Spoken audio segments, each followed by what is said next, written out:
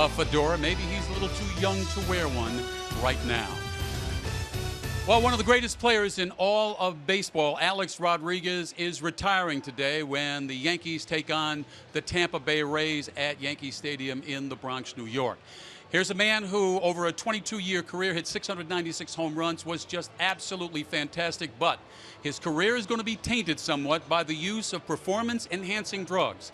In 2014, he finally admitted that he had used drugs to the DEA, and today, in an interview with the Yes Network, he was contrite as he enters retirement. I think the biggest key for me is understanding that I screwed up, and I screwed up in a big way. And then my behavior was awful. And you have to own that. And I think that was step one.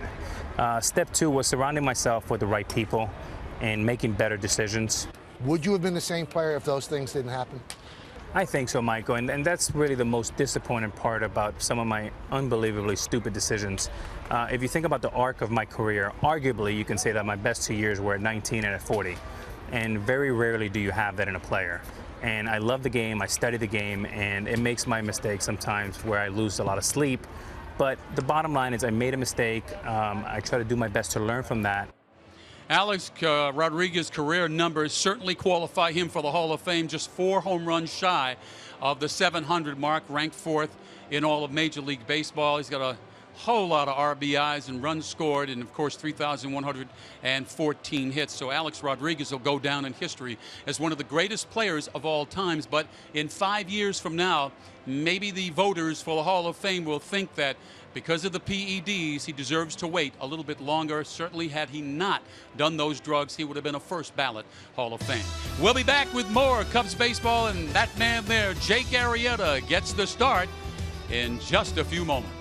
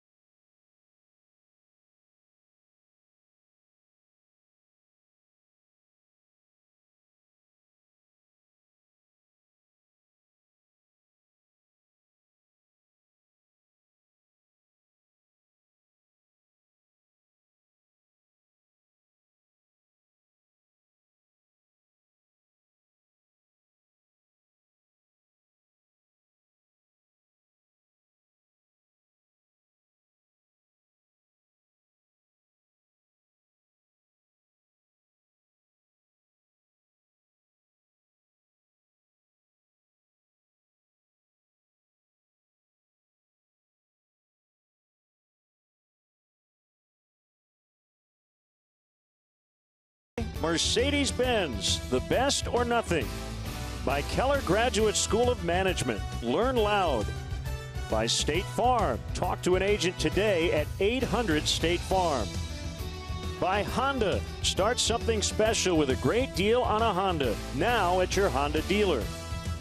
And by Southwest, transparency, low fares, nothing to hide. And welcome back to Wrigley Field. Here is your Bob Lacurcio Auto Group National League Central Division standings. The Cubs obviously ahead of the Cardinals now, 13 games. The Pirates 14.5 out. The Brewers and the Reds, well, they're going to be just an afterthought in a couple of weeks from now. And out of the State Farm neighborhood fan of the game, and you see these two coming down the avenue there. And of course, we've got Fedora Day here at Wrigley Field. And so in the spirit of all of that, I will put my fedora on. I think it sort of matches my shirt as well. And now it's time for the Keller Graduate School of Management Leaders of the Game interview. Here's Joe Madden on his starting rotation. Yeah, I mean, it's there's always that friendly competition going on. Just like the bad moment could be contagious, so can the good moment. And right now they've all been fantastic. Like last night, Johnny was National League last night. Otherwise, he could have probably pitched at least one more inning last night. But not for the most part, they've been on quite a roll, and it's been really fun to watch. Well, the rain has gone away, and these young fans are enjoying their nachos and their pretzels as we get ready for baseball here on ABC 7. Len and JD will have the lineups in the first pitch coming up in just a few minutes. I'm Jim Rose, ABC 7 Eyewitness News, and we'll see you after the game. Enjoy, everybody. Chicago Cubs baseball on ABC 7 is being brought to you by Xfinity. Xfinity X1 will change the way you experience TV. By your Chicago and Northwest Indiana Hyundai dealers. Visit buyhyundai.com. By Lakeside Bank, celebrating 50 years of financial strength. Lakeside Bank, it's about time. By new BP gasoline with Invigorate, our best fuel ever. And by the Bob Lacurcio Auto Group. You're going to like buying a car this way.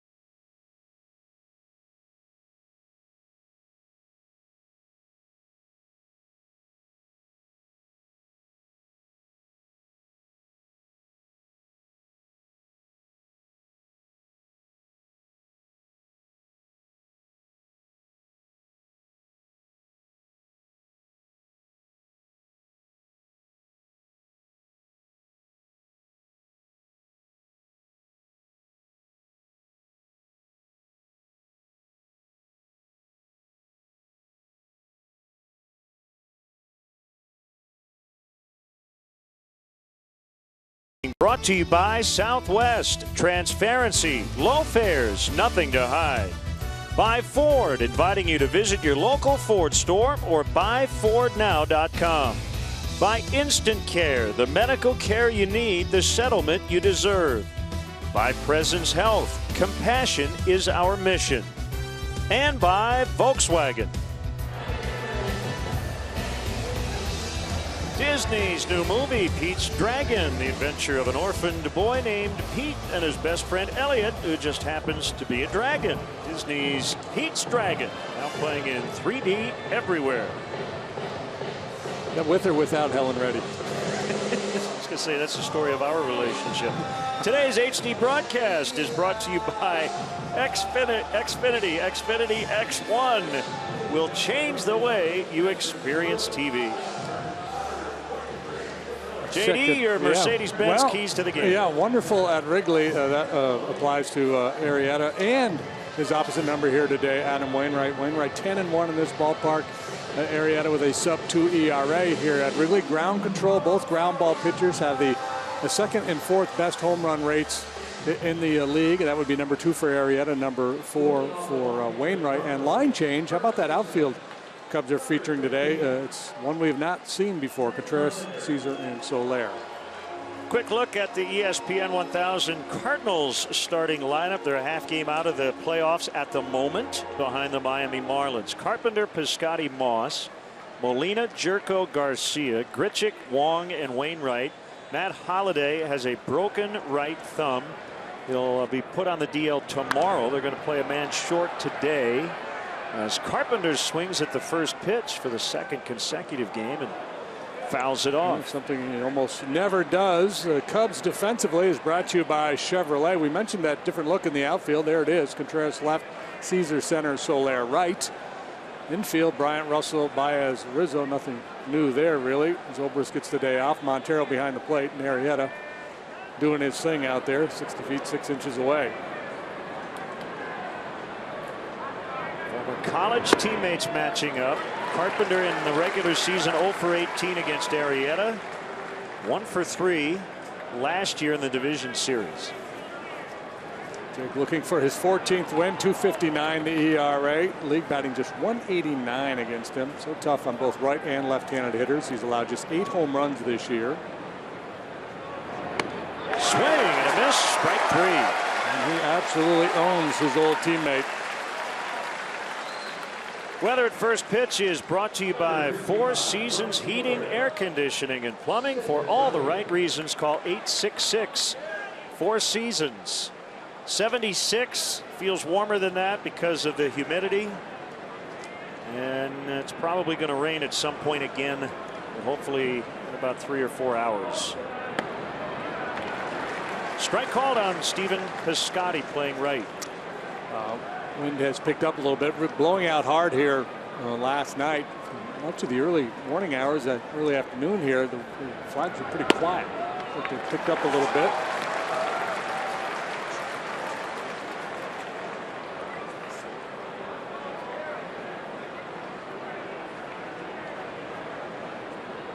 Scotty's got some pop. He's hit 15 home runs, driven in 61.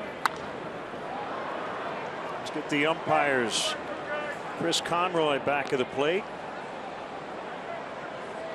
Jerry Meals is the crew chief at first. Dan Bellino, Chicago native, is at second. Ron Culpa is over at third.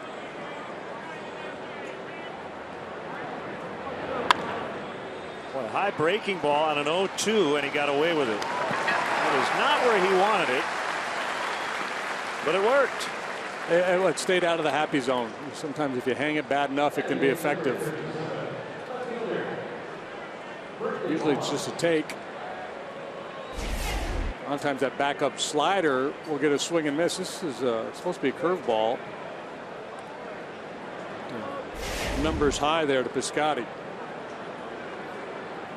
Brandon Moss homered last night.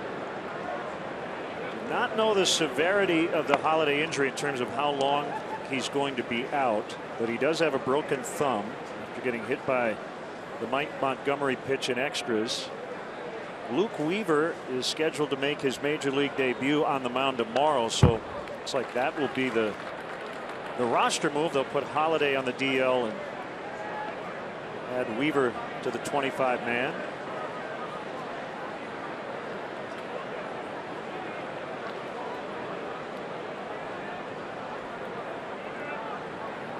Cubs overshift to the right on the infield. They've got the third baseman Bryant between first and second.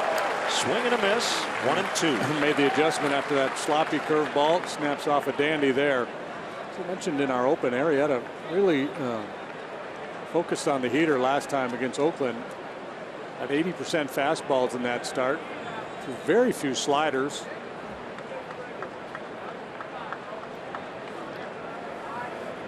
Jake's 1-2 is outside. 96 on the fastball. As an A's lineup that wasn't featuring a lot of punch. Here you see the normal breakdown for Jake. Fastball, slider, and curve, and he'll mix in the occasional changeup as well. A little sinker, elevate the four-seamer. Called strike 3, and the inning is over as the Cardinals go 1-2-3. The Cubs are coming up against Adam Wainwright.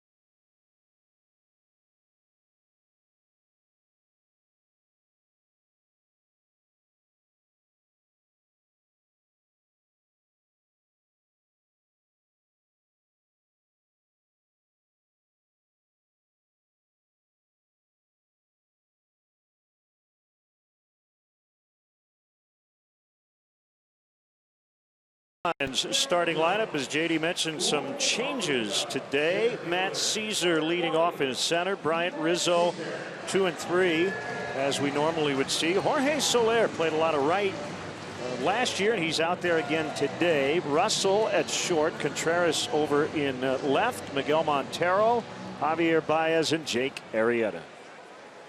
Cardinals defensively brought to you by Comcast Business. Moss, Grichuk, Piscotty left, center, right. Jerko plays all over the infield. Garcia, Wong up the middle. Carpenter makes his 5th start at first base. And the Ironman Yadier Molina behind the plate. Adam Wainwright 9 and 6 with a .434 earned run average.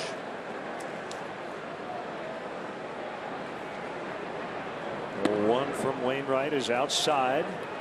1-1 the count. He is very accustomed to pitching in this ballpark. We showed you the numbers in our pregame show. He's had a lot of success here over the years. Yeah, suffice it to say he makes himself comfortable when he comes to Wrigley. 10-1, .338 lifetime at this ballpark. He's faced a lot of different versions of the Cubs over the course of his career.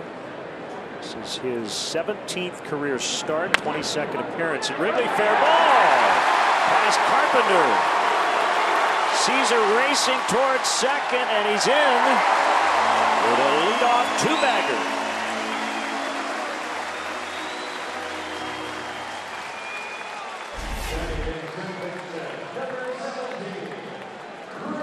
Fastball outer third, and Caesar just stays on it, punches it the other way.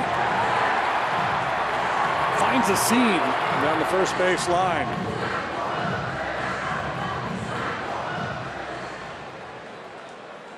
Here comes Bryant. 86 runs scored, leading the National League for Chris.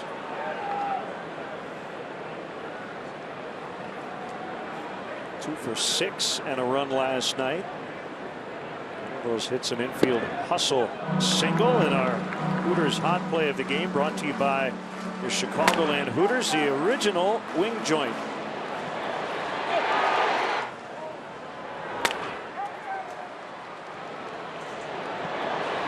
Does it all.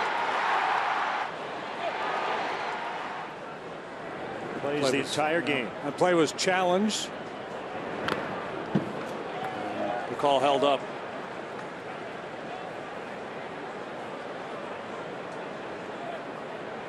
Wainwright basically made a season's worth of starts against the Cubs in his career. 30 starts, 13-7, 397. So he's been better here than he has been back in St. Louis against the Cubs.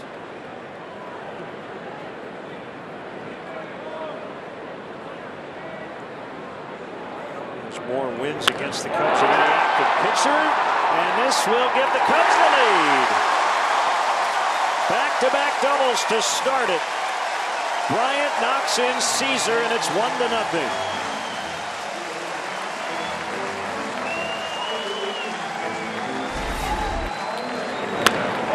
That first run for the Cubs, Chicagoland's own E-Click Lending will donate $100 to the Pat Tillman Foundation, supporting military veterans and their families.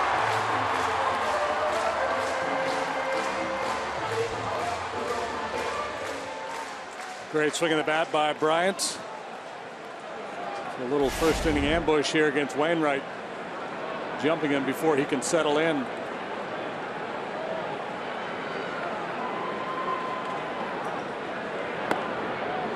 Strike called on Rizzo. Wainwright not overpowering, fastball velocity right around 90 miles per hour. Sinks it, cuts it. Good curveball. Uses his changeup sparingly.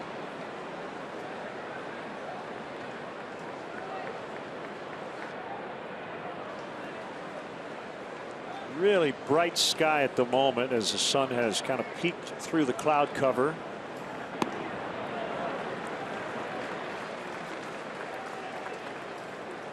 It's a good mix of pitches and great command.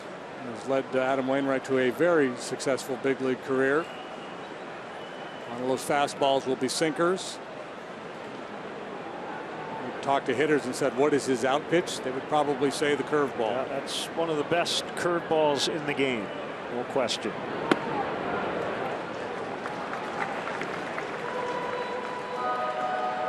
Two and one on Rizzo.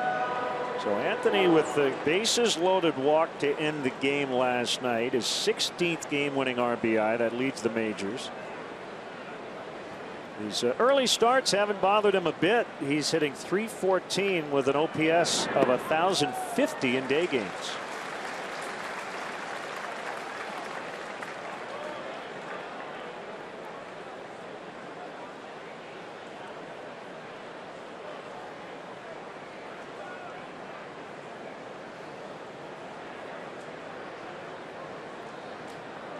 We saw Wainwright in the playoffs last year, but that was in relief.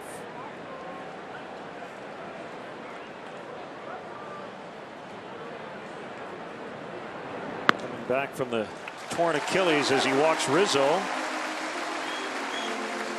The first 3 batters he's faced have all reached. And now it's Jorge Soler in the cleanup spot playing right.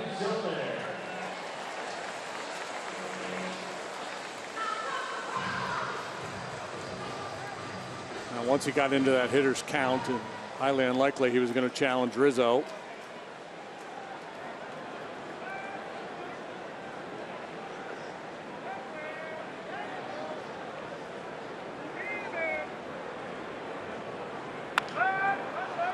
Bounce to third. Jerko to second for 1. Wong covering, and they cannot turn 2. So it's first and third, 1 out.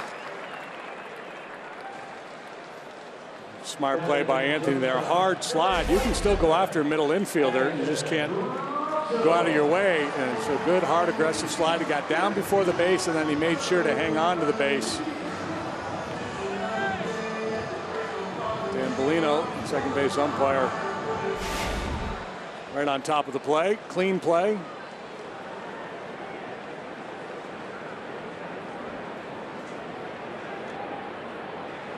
Addison Russell 1 for 4, a double and a walk last night.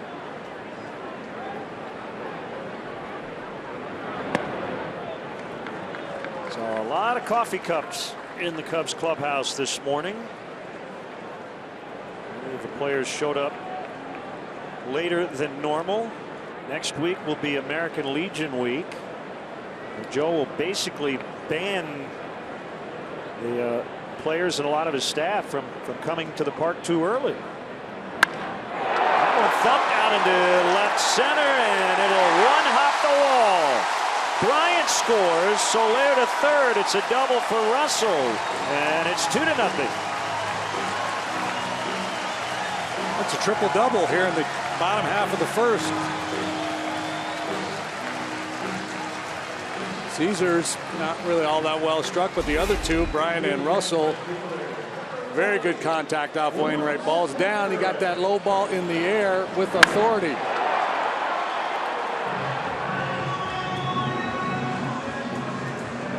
Talk about all the success that Wainwright and Arrieta have had in this ballpark. Addison Russell putting up huge numbers here in his home park.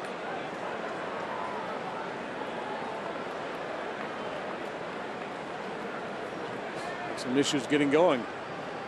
Pitch to Contreras. Curve at 73 is in for a strike. I was told by a good source Contreras showed up early today. He was cranking up the tunes and he was ready to rock about 9:30. Good to have those kids, the energy guys, in the lineup today, right? By design for Joe. And a hot late night last night, so Hayward takes a seat. Fowler, Zobrist get the day off.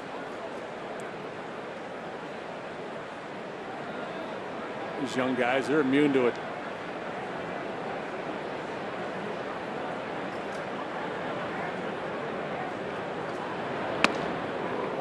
Swing and a miss. It's 1-2.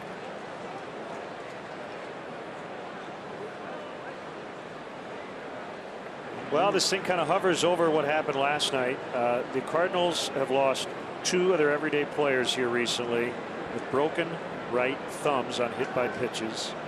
Aledmys Diaz, Matt Holliday. Got a veteran starter on the mound.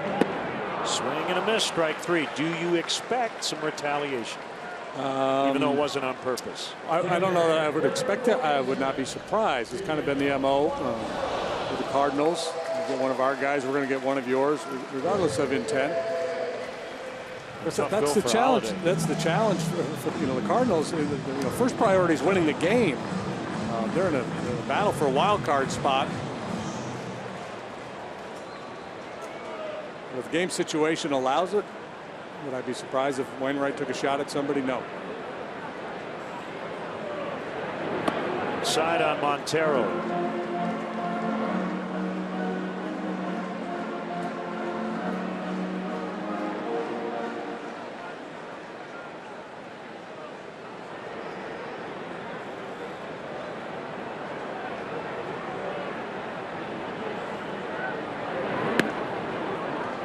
Door curve missed. 2-0. Montero trying to make the most of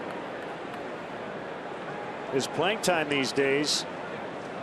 Lately, most of his starts have come with Arrieta on the mound. Contreras has done really good work back there. Seems to be slowly increasing his time. Ross catches Lester. One thing you try not to do, and we've referenced this before with Montero, you can't go 9 for 9 today. No, it's been a tough go for him. Numbers not where he wants them, obviously, hitting $190. Just got to play hard, try to win today's game. That's what Jason Hayward was quoted the other day in the paper talking about that. He said, look, I know my numbers aren't going to be there at the end of the year. What I hope to do, what I expect to do. Got a chance to be part of something special here, so every night you just go out there and you try to help your club win.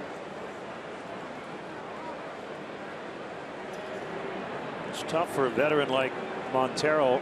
Looks up at that big video board and sees 190 next to his batting average. Well, when you're on a first place club that hopes to go very deep into the playoffs, it's all about the team.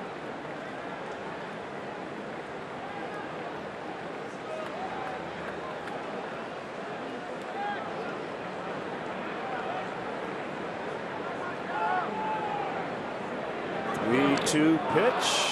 Molina could not hang on.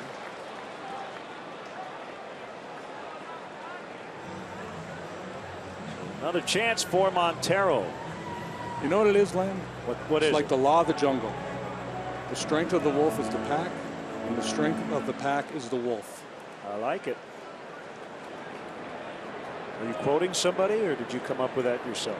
Jungle Book. Oh, okay. Probably could have guessed. Another foul.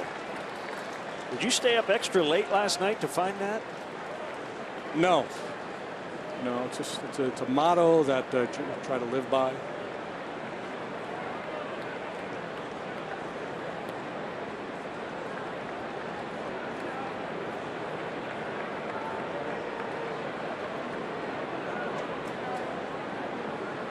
It's number 27 of the inning. And Montero held up, ball 4.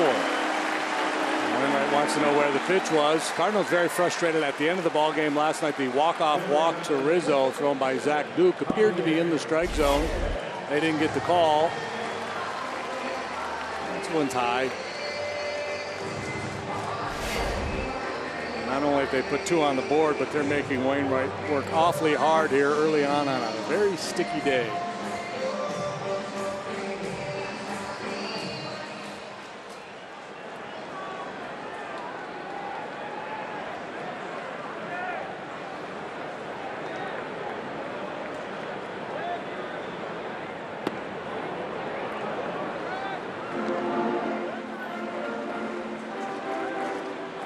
Wainwright knows full well he could lose this game in the first inning up against Arrieta.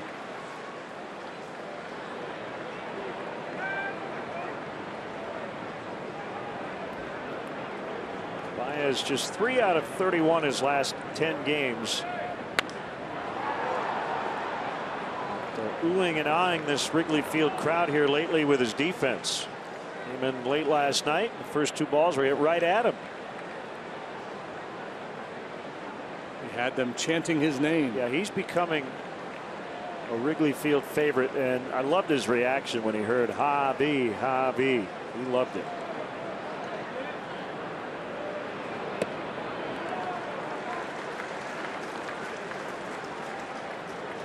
He can play everywhere. Yeah, and there's a lot of utility guys that can play everywhere, but he excels everywhere.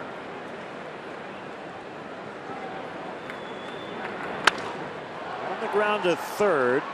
That'll take Jerko to the bag to end the inning. Cubs get 2. And they made Wainwright throw a ton of pitches. 2-0 Cubs after 1.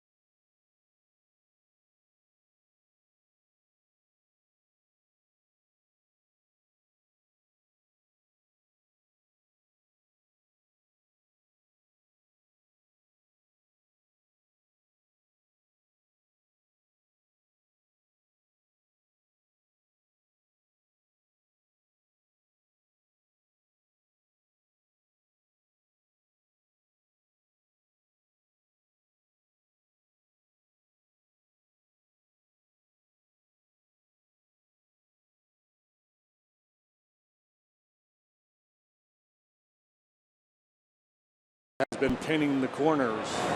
High corner. That's a swing and miss from Carpenter. And come on back fastball to get Moss. Brought to you by Benjamin Moore. Paint like no other.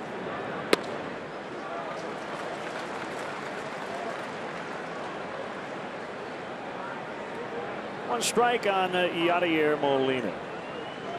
3 hits last night. Tapped at the plate, foul.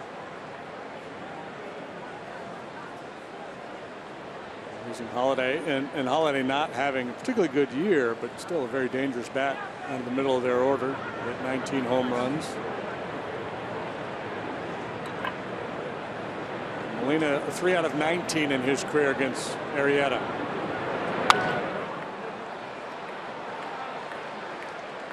Caught by Soler for the out. Timeout for the Dunkin' Donuts Fun Can. There he is, Saul Goodman, Jimmy McGill, one of the monsters of Megaphone back in the day. Bob Odenkirk, Chicago native and huge Cub fan, throwing out a ceremonial first pitch. He sang the stretch earlier this summer. Great to see Bob and his entire family. They stopped by the booth. His wife Naomi, son Nathan, daughter Erin, enjoying the ball game today.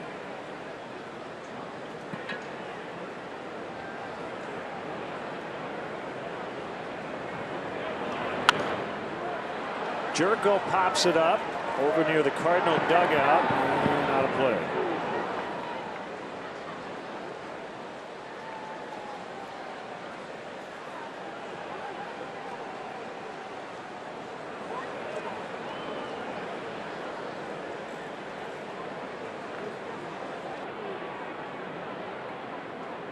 It's turned into a pretty nice day.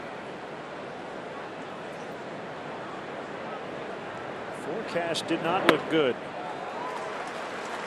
So everybody went to bed last night thinking it could be a long day at the ballpark. Still could be, but we got started on time. Yeah, it was bringing it a little after 11 this morning. Dugouts were filling with water.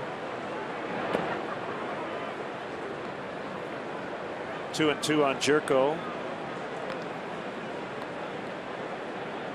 A hit and 2 walks in game 1 for the former Padre.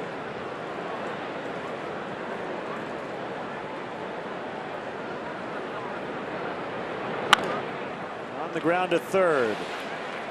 Off balance though, Bryant, and it goes out of play. Jerko will take second. A bit of an unforced error there on Chris. I think he had time to set his feet a little bit before making that throw. Opted for the off balance on the run play. Let's see how much time he had, as Jerko wasn't really all that close to the base when he turned that thing loose. 2-base error by Bryant, and it's the shortstop Greg Garcia. The Cubs have been playing very clean defensively.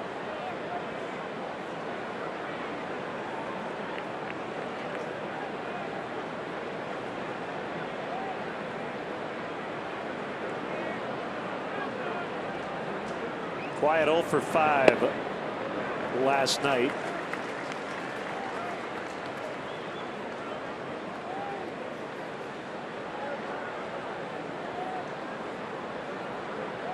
Only matinee, everything else under the lights later, although we're under the lights right now.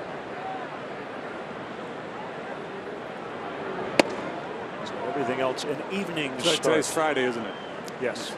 I start feeling Saturday-ish. These Friday day games. Yeah, that's Chicago and Miami. That's the White Sox and the Marlins tonight. 3 interleague matchups. Chrysler out of town scoreboard. And again, everything else starting later. Steven Strasburg will go for his 16th win for the Nationals. Enjoy your summer in style with great deals at the Chrysler Summer Clearance Event.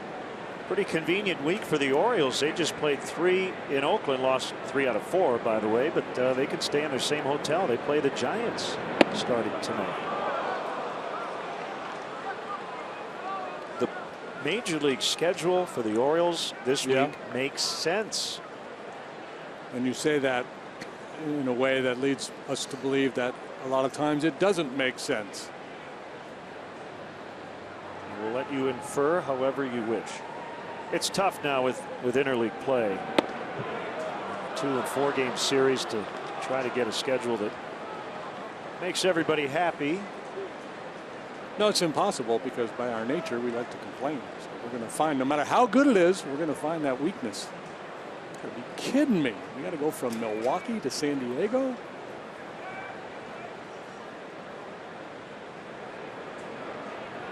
Three-two, ball 4. Yeah, that's Garcia. Very patient guy. He's walked just about as much as he has struck out.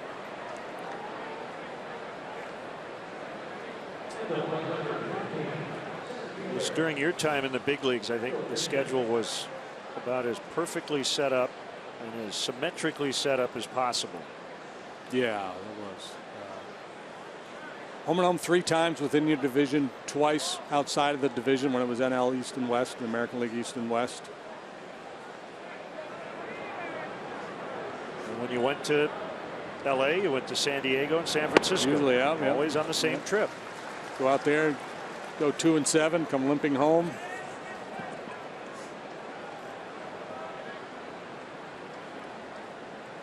Grichuk came back from the minor leagues yesterday and tied the game with a pinch hit homer in the 7th.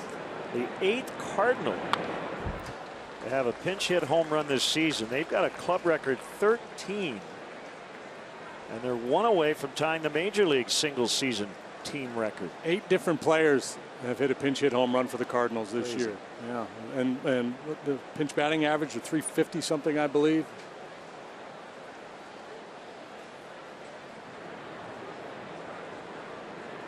Two on, 1 out, no hits in the inning, an error and a walk. Swing and a miss, strike 3. Cub fans, let's go. Tickets are still available for next week's 4-game series with the Brewers, which includes a day-night doubleheader on Tuesday. Don't miss any action at Wrigley Field. Visit Cubs.com to get your tickets today.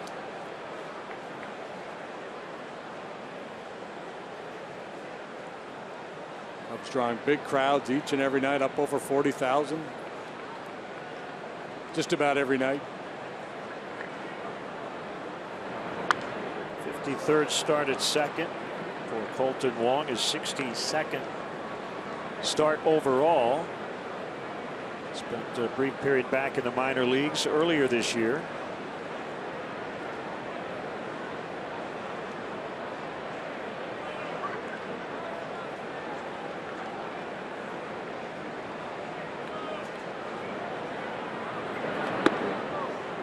First round pick of the Cardinals back in 2011. Number 22 overall was Wong.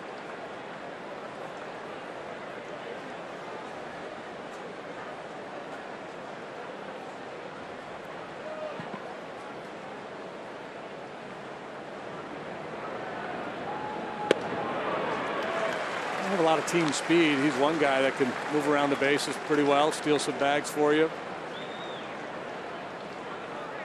Got some pop.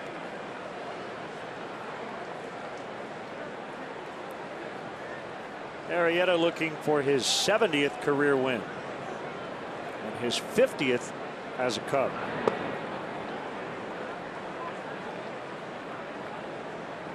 If he wins today, he'll be 50-18 in 90 career starts with the Chicago Cubs.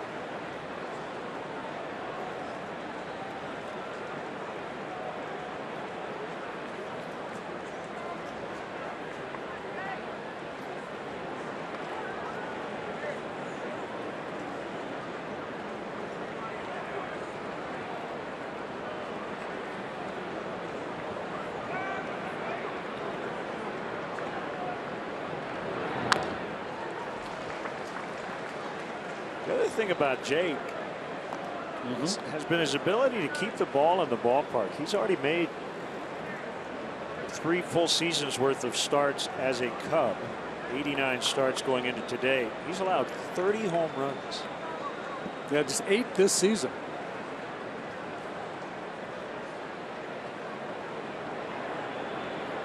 Last year, 229 regular season innings, he gave up 10. That's it.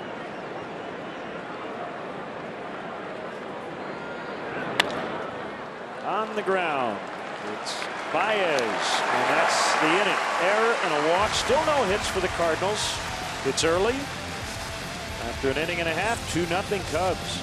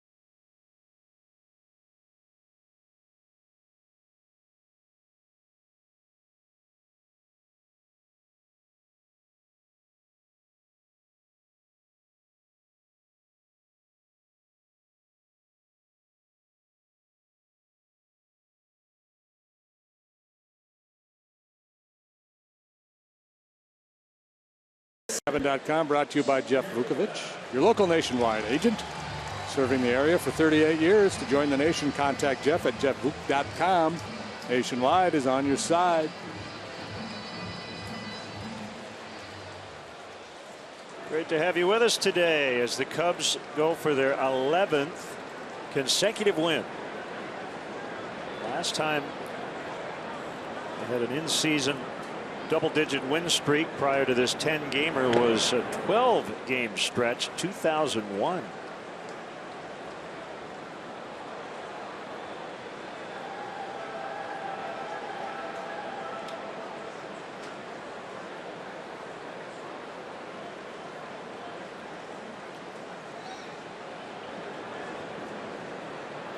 Strike on Arrieta. These two pitchers can handle the bat. Wainwright very good defensively. 1-1. Yeah, pretty agile for a big guy. 6'7", 235.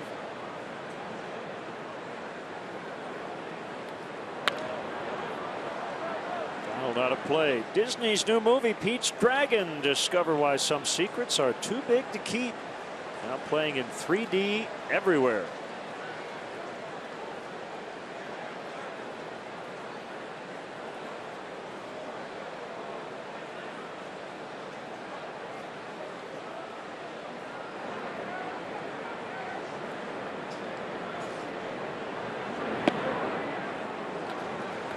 Right. If you watch that delivery from the windup, takes his hands over his head really late compared to most other guys.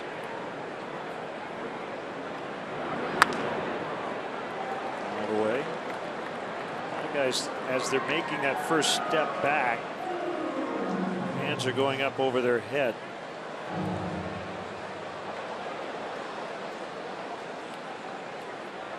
Let's watch, shall we? Just a little pause right there. Now over. It's like a two-part windup. Yep. Does that little rock step, sets himself, and then goes.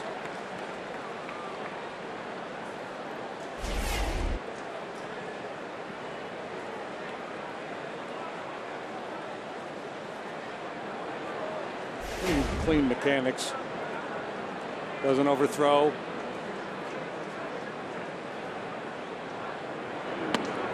He got him on the curve looking.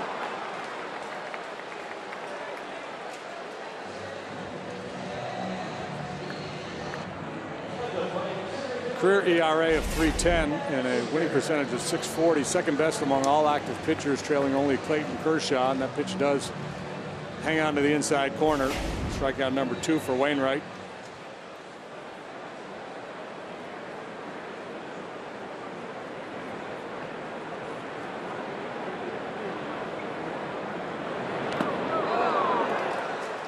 Caesar got clipped by an off-speed pitch.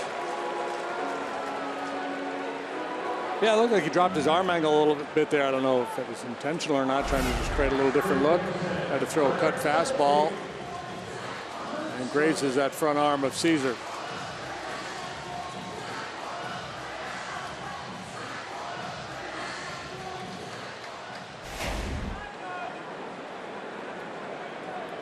So if you're trying to make the claim that that was retribution for Holiday, no.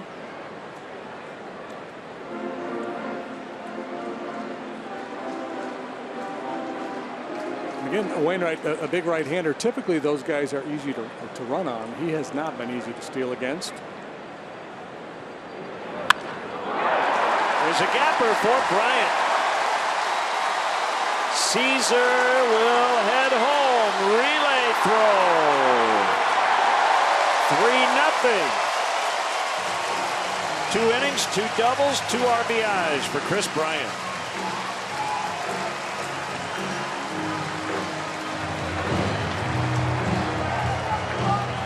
Fourth 2-base hit for the Cubs already this afternoon. Another ringing double off the bat of Chris Bryant.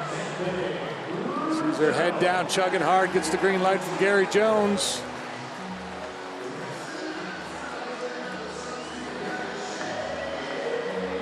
Looks like Garcia with a relay. Boy, he didn't get much on that throw at all. He didn't. Maybe a little bit of a wet ball. All the rain we had earlier. Caesar and Bryant have combined for 3 doubles. Have been on all 4 times. They've scored all 3 runs. Here's Rizzo. He walked in the first. Already 3-0. The last exit velocity off the bat of Chris Bryant, brought to you by Toyota, 104 miles an hour. That's like an Aroldis Chapman fastball. Yeah, I was thinking that was a 101. A little surprised. Up by Rizzo. It'll be Jerko to make the catch. The exit velocity on that one wasn't very much at all. No, probably like 47.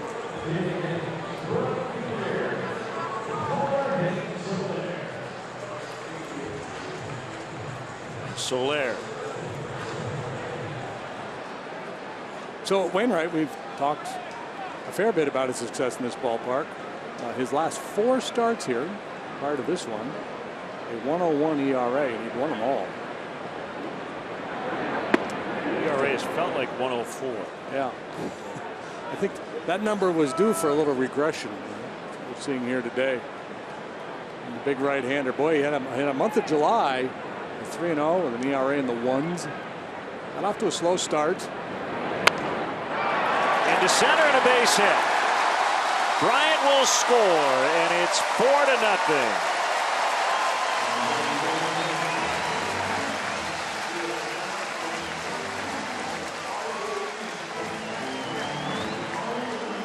Chris now at 88 runs, leading the lead. Soler stays back on that breaking ball. It's a good pitch. Down below the knees. Doesn't hit it all that hard off the end of the bat, but he's so strong. Muscle that ball off the end of the barrel, down near the hands. Push it out over the infield.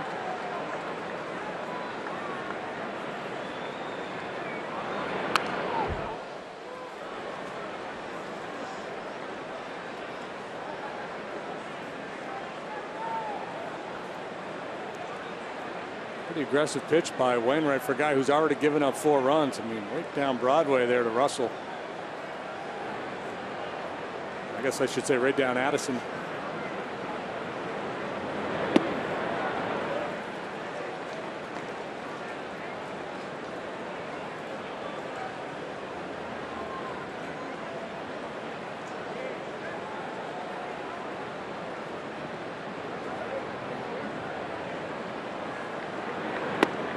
course, a lot of the good work that Wainwright has done here over the years was against some teams that weren't all that dynamic. It's a different story now. Yep.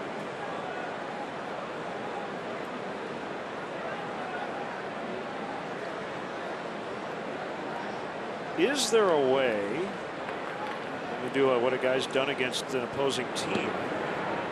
Take the collective at bats the guys in that lineup have had against that pitcher, and then do a simulation of a game and say he would have been. I'm 5-3 with a 286 against this current lineup. Yeah, I'm sure there is. I'm sure there's a program you could do that with. That has more meaning than what he's done in his career against the Cubs. Or you just get an old Stratomatic game and you put that lineup in there and you start playing.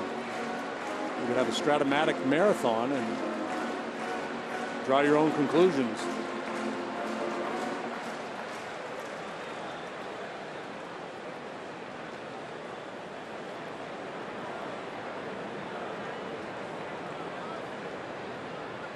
Action time. Soler runs. Ball 4. Yeah, this has short start written all over it, but you know Mike Matheny's going to give Wainwright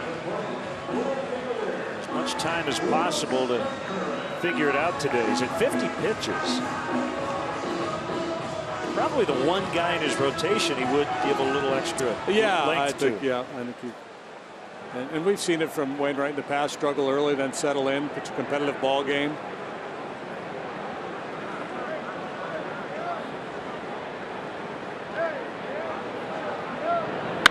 Contreras, deep left center, gone.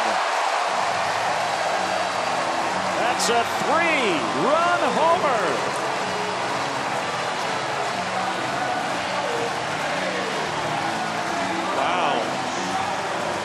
Talk about some serious damage by the Cub hitters here today. 5th extra base hit, 4 two-baggers, and then a long one for Contreras. 7-0.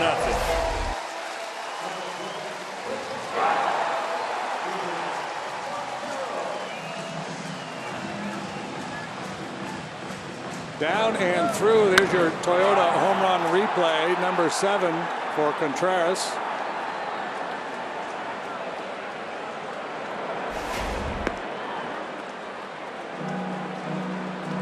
Now, instead of giving Wainwright an opportunity to hang in there, does Mike Matheny's thinking be, hey, big guy, I need you just to suck up some innings for us so I can save a couple arms in that bullpen. 1-1 on Montero.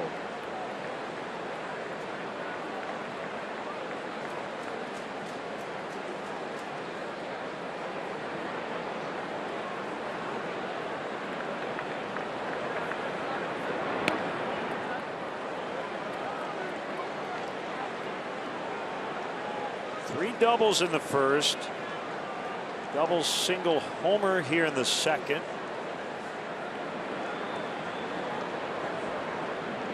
The 1-2 off the outside corner.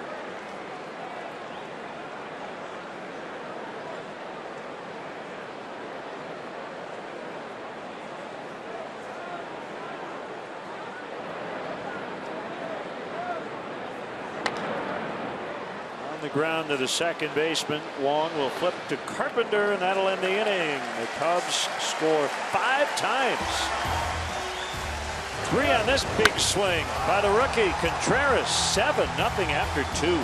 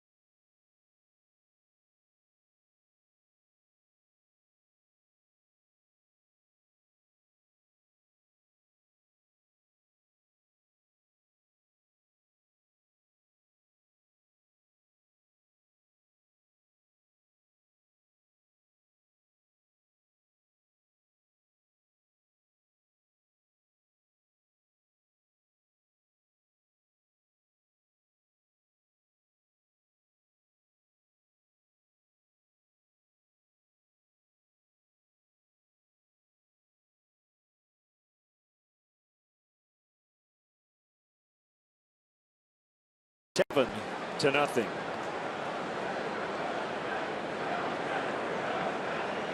On Fedora Day.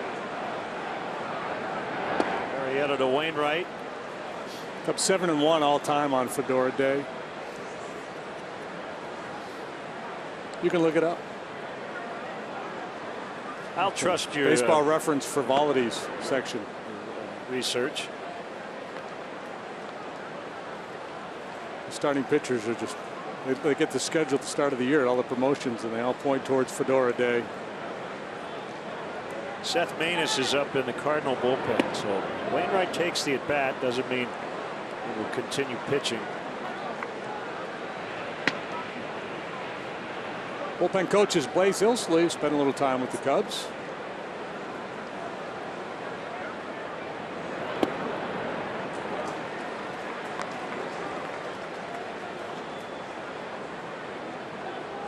The old left-hander. A couple of small hits with his group, the Ilsley brothers. Quite as popular as the Isley brothers. 3-2. VH1 behind the music.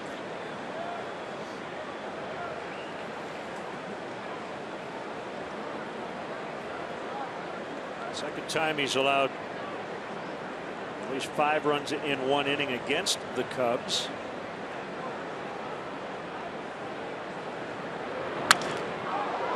And that's the Cardinals' first hit.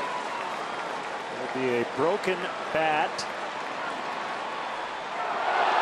Double. Was not going to say double until the play was over. Contreras hopping around out there. He almost got him. Yeah, it's crack bat. Good AB by Wainwright, though. He's chugging hard. You know, Contreras has got a big arm out there. Wow, they were close. Yeah. He just got in.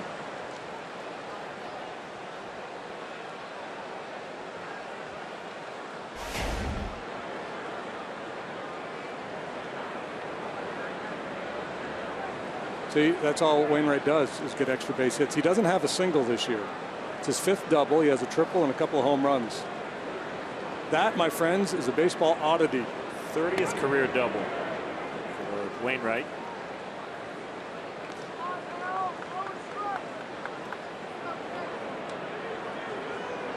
Jason Stark will be all over that. I'm sure he already has been.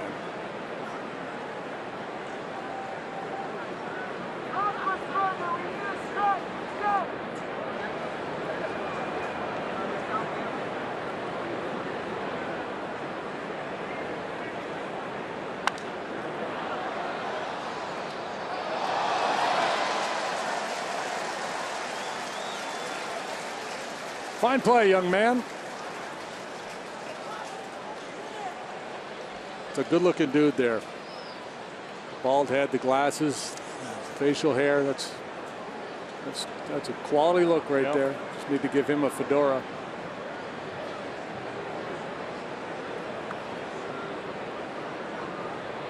One and one on Carpenter, second in the league in OPS.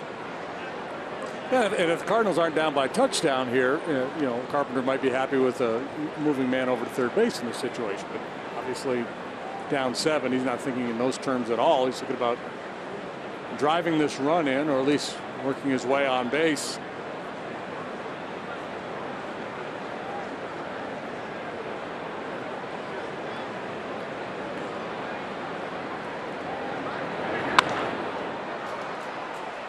In the left, Contreras is in.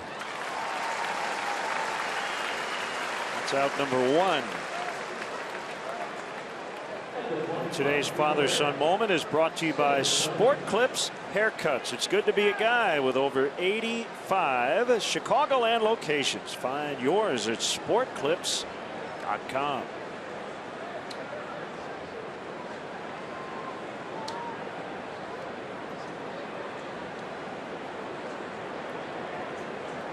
Piscotty.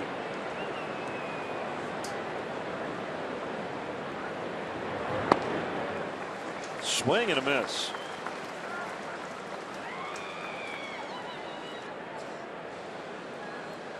So that double by Wainwright, the 260th extra base hit surrendered by Cubs pitching. That is the fewest extra base hits allowed by any staff in baseball. Arrieta trying to keep the Cubs starting rotation streak of 9 consecutive quality starts intact, get it to 10. There's no.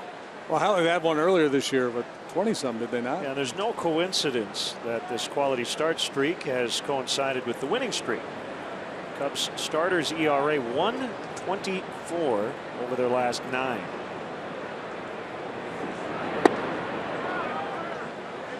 Keller Graduate School of Management statistic since the All-Star break. Look at those earned run averages.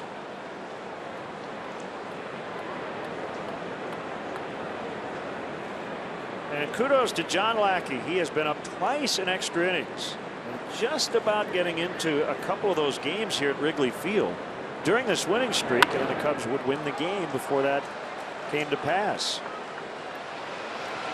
Taking one for the team. As Rizzo makes the catch, Piscotty is out.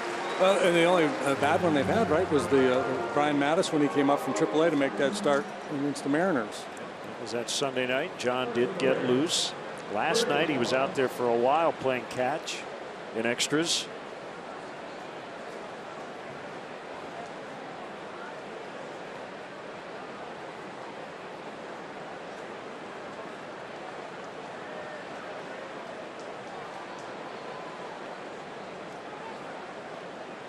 Moss with 2 outs. Wainwright still at second. Swing and a miss.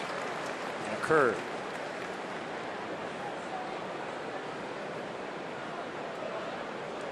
Moss hit a long home run here last night.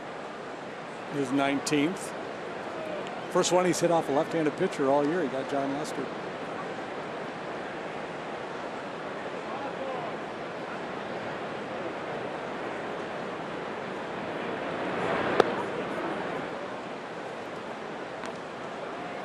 One and one.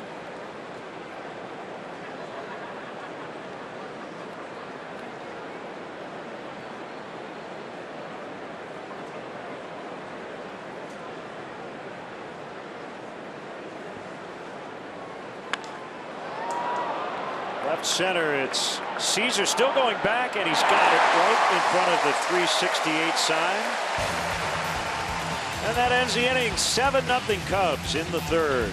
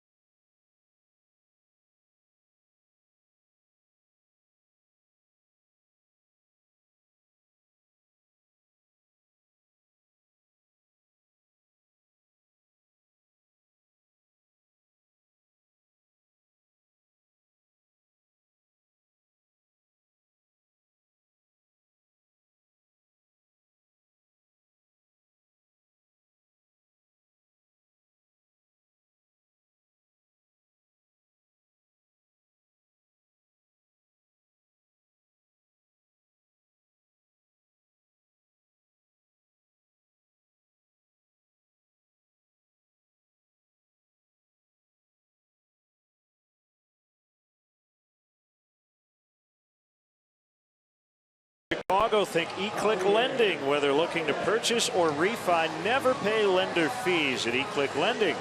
With rates currently hovering at all-time lows, now is the time. Head to eclicklending.com and lock in your low rate today. eClick Lending, point, click, save.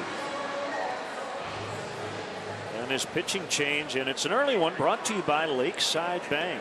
Lakeside Bank, it's about time. Seth Maness in for Adam Wainwright. Maness 2-2, 323 on for the 28th time. Sinker baller gets a lot of those. Is on the ground to Garcia. 6-3 on the putout.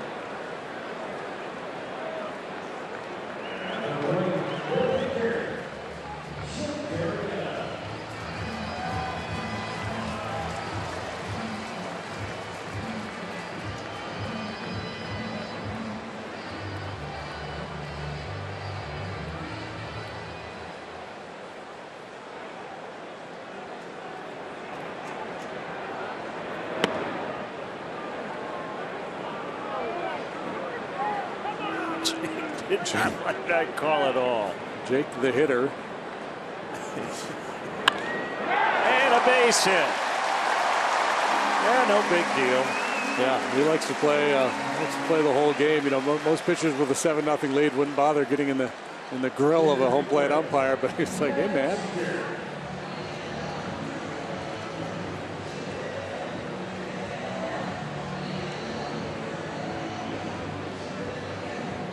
Wainwright 2 innings start, tying his shortest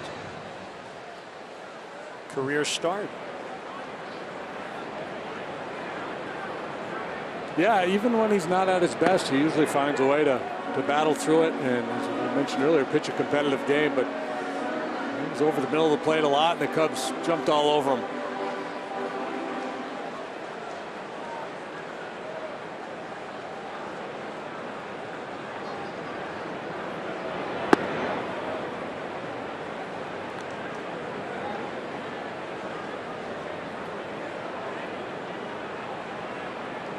Holiday dealing with that thumb injury.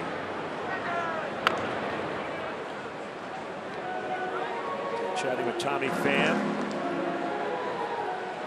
Some mechanics.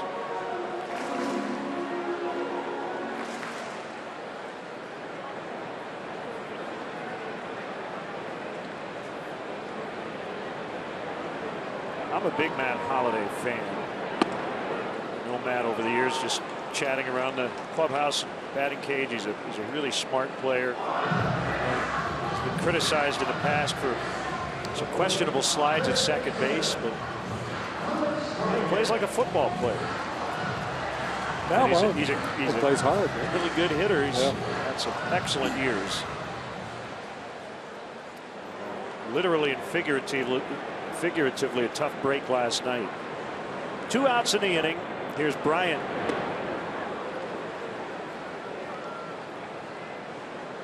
Bryant had a game in Cincinnati earlier this year, you may recall. 3 home runs, 2 doubles.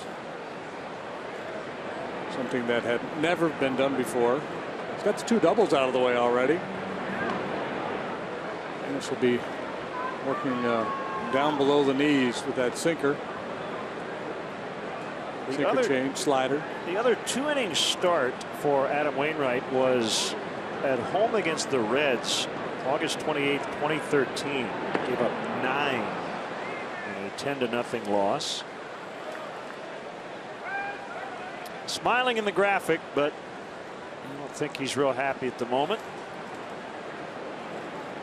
Yeah, we have to get different pictures to reflect the performance.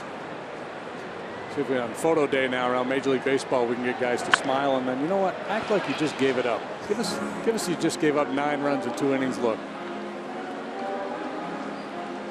Give us some options here. Yeah. Angry at the world. Now you're sad. Work with me. Now you're baffled.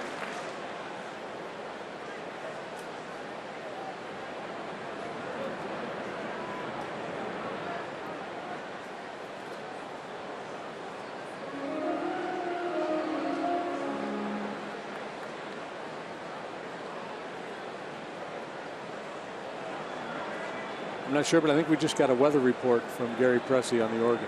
Just a quick little, I can see clearly now the rain is gone. Oh, that's good. As long as the rain is gone for a couple more innings, get this thing to an official game status.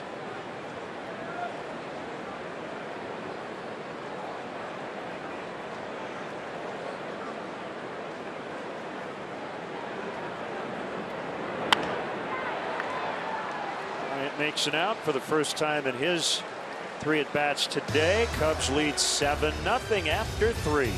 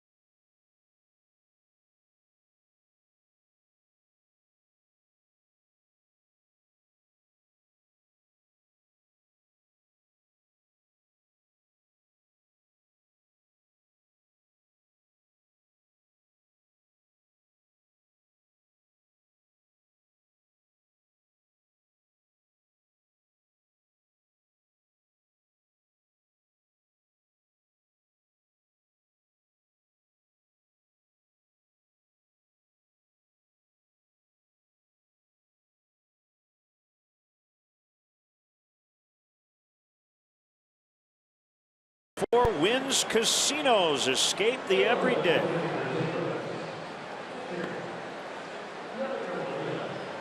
This Sunday, Cubs play the Cardinals. It's a night game, 7:05 first pitch, and up to the first 5,000 kids at the ballpark will receive a Clark hat, pictured there, presented by Velveeta. For more information or to purchase tickets, visit Cubs.com.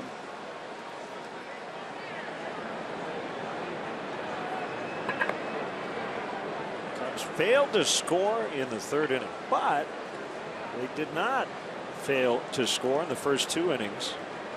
7 runs combined. And they've got a comfortable lead at the moment. The Milwaukee Brewers yesterday against the Braves pulled off a rarity. They scored in all 8 innings in which they batted in an 11-3 victory. So scoring in every inning of a 9-inning game, that is more rare than a perfect game. In modern Major League history, that has happened 19 times. There have been 21 perfect games since 1900. You see David Dahl, rookie outfielder for the Rockies. Off to a great start. We'll see the Rocks in Denver next weekend.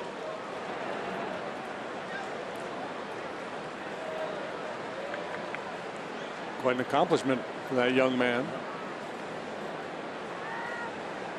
I'm not even going to put the qualifier on it that he plays his home games at Coors Field.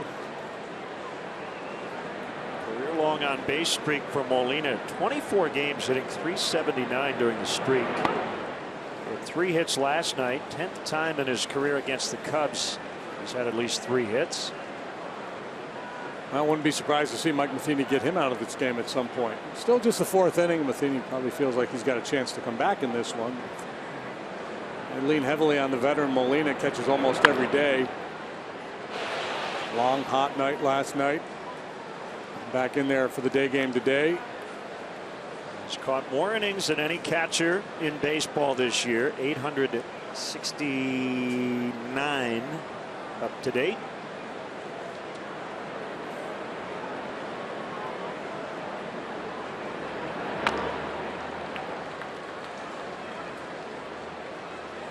Cub fans, for everything that's local to you, watch Eyewitness News at 10. Join Alan Kraszewski, Kathy Brock, Cheryl Burton, Mark Giangreco, and now meteorologist Cheryl Scott. Weeknights at 10, only on ABC 7 Eyewitness News.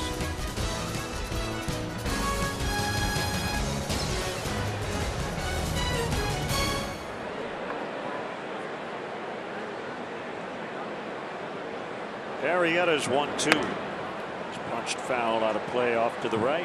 Nice work by Jim Rose on our pregame show. We're back with you tomorrow afternoon here on ABC 7 for Game 3.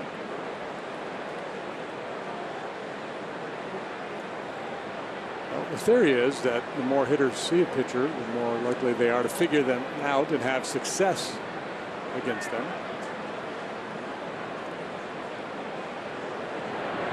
Swing and a miss. It's funky. Strike 3. I'm looking at some numbers on Arrieta versus the teams in the Central. The teams he faces way more than other teams. That's a changeup. That's a bad pitch, good result for Jake. What Shane Reynolds used to call the elephant butt changeup, high and stinky. He got away with it. Who called it that? Shane Reynolds. That's a good call. It's wow. Yeah. It's kind of gross, very but appropriate. Yeah, from the pitcher's point of view. ERAs for Jake against teams in the Central. The Reds actually have the best, 3.47. Pirates 1.99. Cardinals 2.07. Milwaukee 2.31. Well, the teams that see him the most obviously have not figured him out. One hit on the ground into left. I didn't hear anything you said after high and stinky. Let's check out the forward upcoming schedule for the Cubs. ABC 7 tomorrow. ESPN Sunday Night Baseball in 2 days. Off day Monday. And then a doubleheader, makeup doubleheader, starting at noon on Tuesday on Channel 9.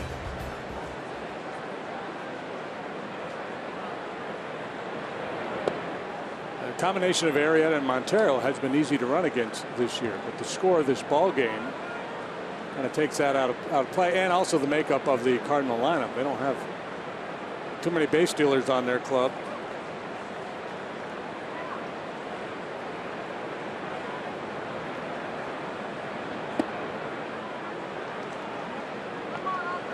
Now with Holiday gone, one less big bat in the middle of that lineup, so it's going to be tougher for this group to come back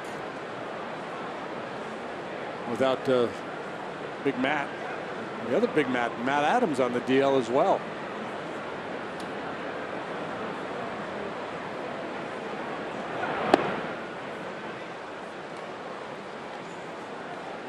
(3-0). Garcia will take one, possibly two. They need traffic.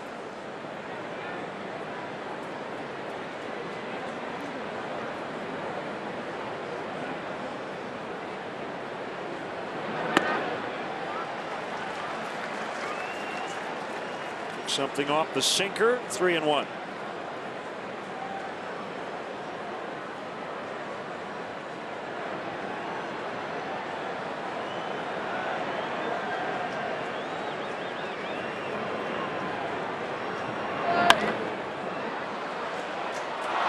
And everybody will be safe. Baez tried to surround that ball and take it to the bag by himself to turn a double play. He'll be charged with an error. Yeah, a more cautious approach, and he makes sure he gets an out here. But he's got bigger things in mind. He's going to try to backhand, sprint to the bag, and turn two.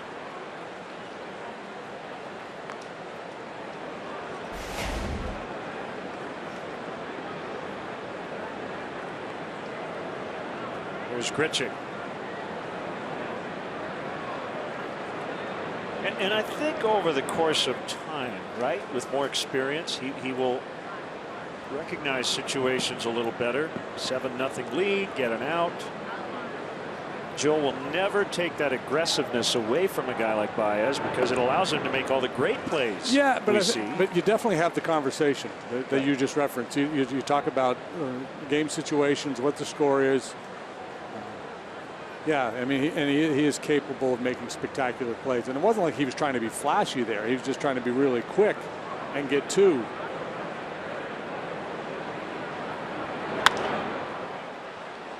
But yeah, that's kind of the next level for a young player like Baez, so gifted. Okay, there are times, and let's make sure, field the ground ball first, make sure we get an out.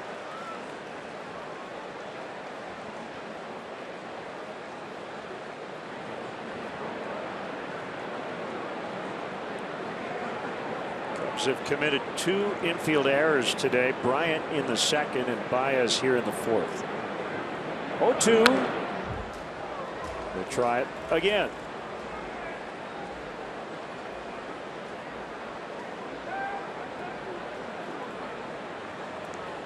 He had it with a ground ball rate 54%, so it's pretty high, well above league average. Couple that with the fact that he gets a lot of strikeouts, well above average in that department too. Keeps the ball in the yard, and you can figure out why he's been so successful.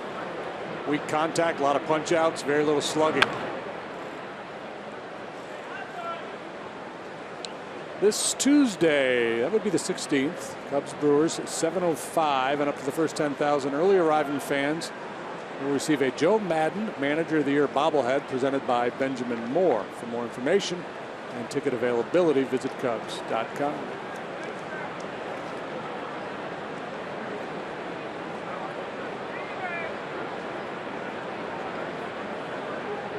Looking for a little high cheddar here.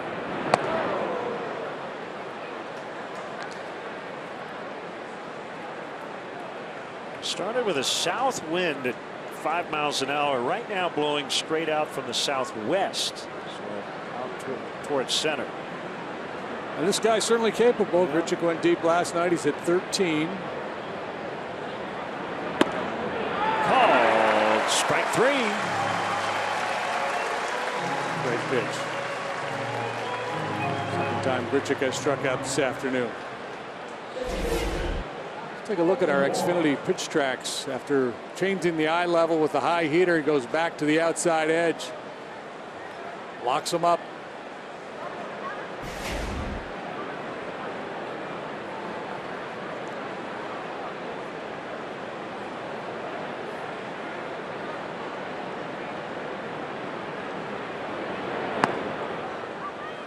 JD, you have been scolded on Twitter. A diehard Cub fan is got the game on at work.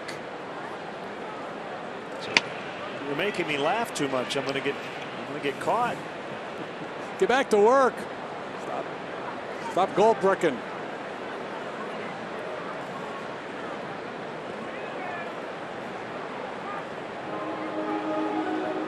I know you're wondering, when the Cubs score 7 runs, what's their record this year? Yeah. What would you guess? So 7 or more. They've scored 7 or more runs 33 times going into today. I'm going to say they've lost twice. They are 33-0 when they score 7. That was my first guess. Yep. Here's your Keller Graduate School of Management League leaders. When the Cubs score 4 or more, they have the best winning percentage in baseball. It's 63-8. Most teams are going to win a lot of games when they score 4 or more. But yeah, that's kind of the magic number.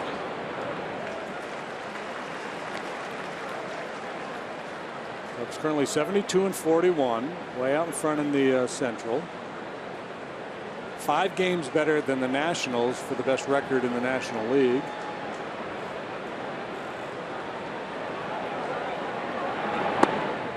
So that, for me, that's the race to keep an eye on.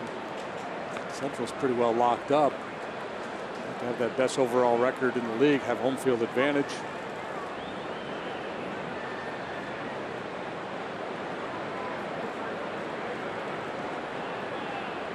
The question would be for Joe, and he wouldn't respond to it in August. How hard would you push for that?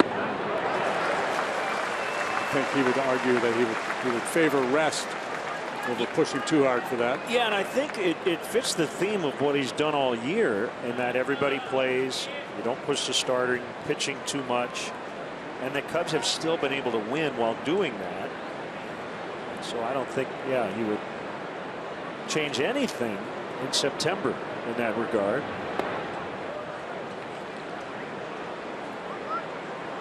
What's the latest on Rondon, by the way?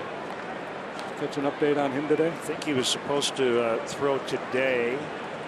He had indicated yesterday that he hoped to be back and available this weekend at some point.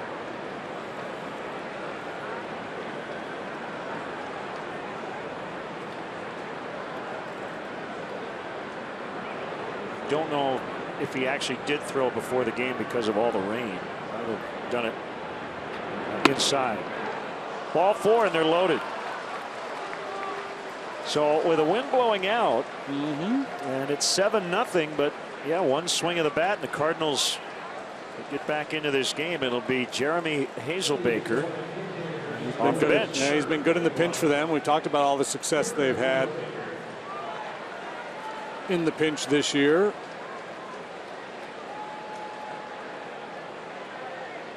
Hazelbaker, 5 out of 17. Check that, 8 out of 24. Yeah, if you're Mike Matheny, there's no sense in saving your guys on the bench at this point. It's the 4th inning, but yeah, if they have any prayer of getting back in this game, it might be right here. Yeah, and 3 pinch hit home runs for Hazelbaker this year. Matheny thought that ball was down. He's barking at Chris Conroy. Kind of self-inflicted here. The error by Baez, the walk issue to Wong.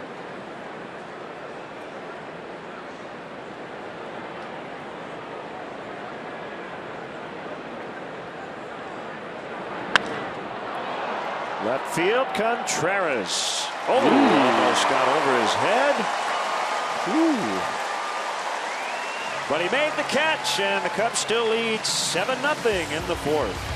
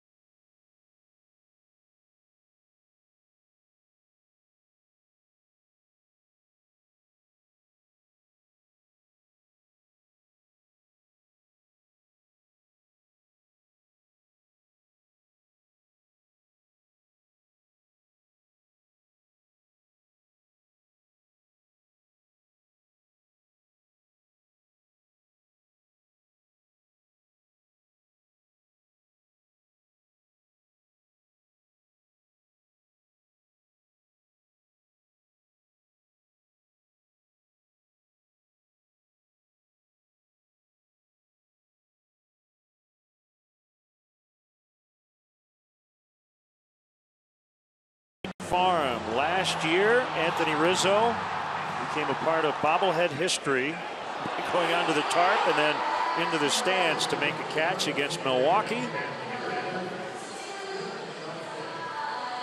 because he knew that that moment would be made into a bobblehead.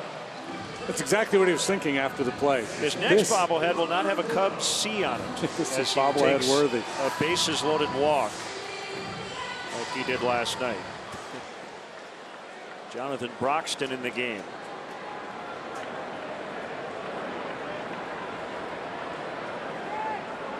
Fourth inning, 3rd pitcher for St. Louis. This pitching change brought to you by Lakeside Bank. Lakeside Bank, it's about time.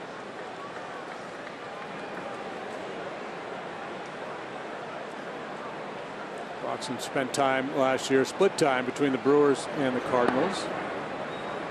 was with the Reds prior to that, so he's making his way around the NL Central. 3-2, 475 on for the 48th time.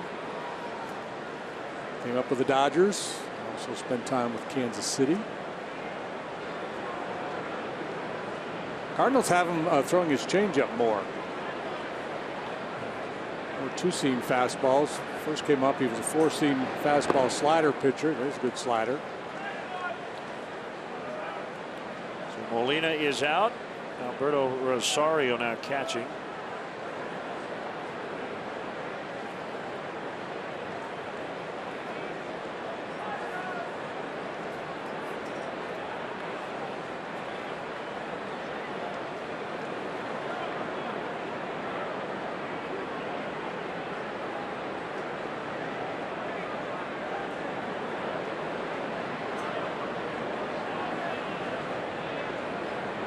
Distance 1-2 is hit on the ground. The second baseman. Wong. Okay, time to get out your pens and paper. It's quiz time. Okay. It's long form. We're going to give you some time to work on this at home. And you're going to need to write this down. And the category is MVP award winners. Okay. There have been 11 MVPs in Major League Baseball whose last name ends with SON. 11 of them. 11 ending in SON. SON. This is pass fail. If you get 7, it's a pass. No Did you cheating, come up with people. this yourself? Don't be Googling this at home, people. Did you come I've been up? working at this. Yeah, I've been grinding. AL and NL combined. Yep. 11 all time. Yep. Last name SON. O-N. To end the name. To end the name. It came to me in Oakland. There's a little bit of a hint. There may have been some ties to the A's. How about a Bob Gibson? To an MVP. Okay.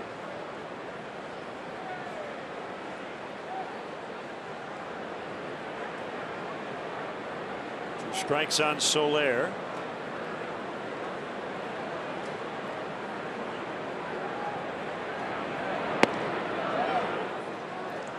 Is there a Johnson on the list? There is. Is there a Jackson on the list? There might be, yeah. Okay. There's a Bride.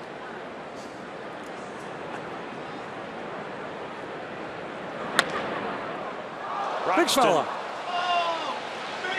It's Soler. Buxton broke in with the Dodgers way back in '05. It's a nice career.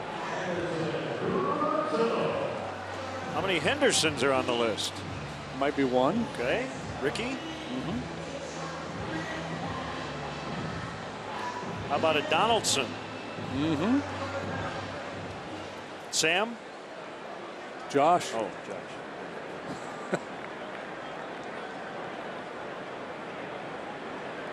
Scott chimes in. Ted Williamson? No, but there was a Williamson Rookie of the Year. I believe it's Scott. Yeah. How about Dawson? How about Dawson? We're getting there. We're getting there. SON MVPs. That's what you get when the Cubs lead 7-0.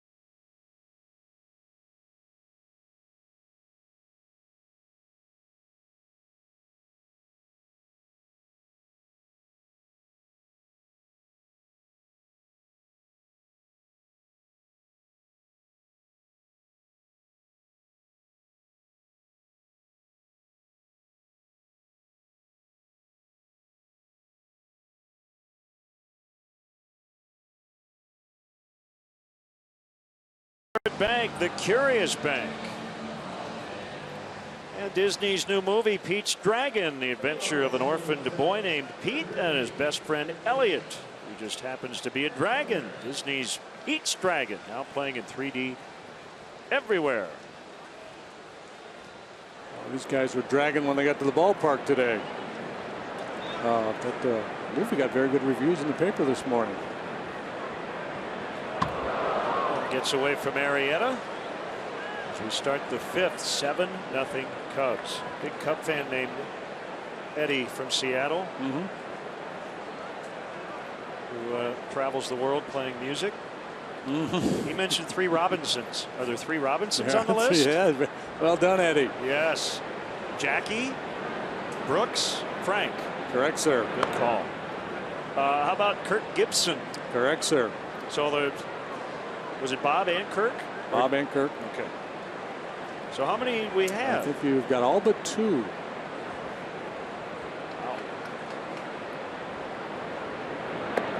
It's a strike. 2-1. You got your Jackson, your Johnson, your Robinsons, your Donaldson. They're down to 1.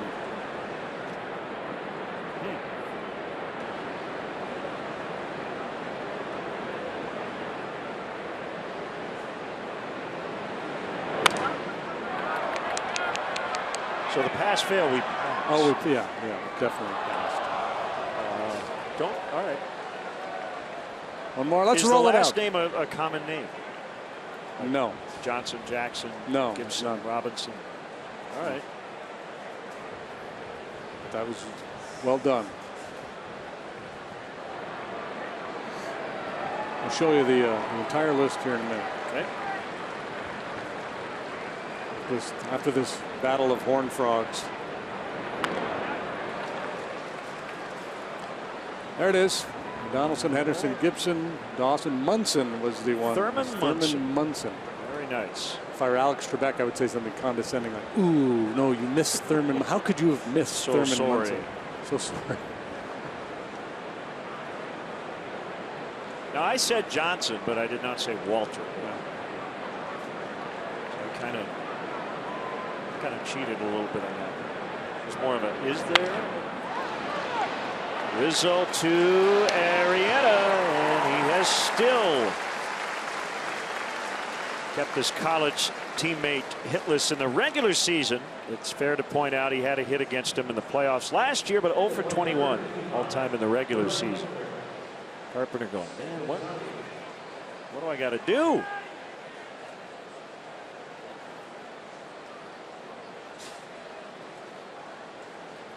There's Piscotty.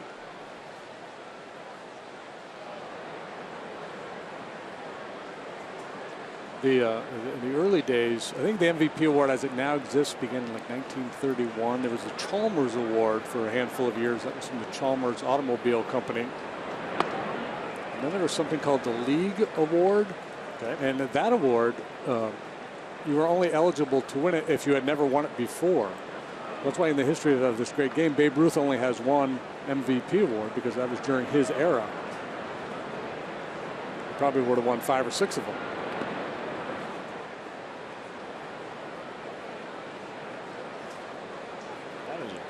Great trivia question. Kind of fun. Yeah. Jackie Jensen won the MVP, but he was an SEN.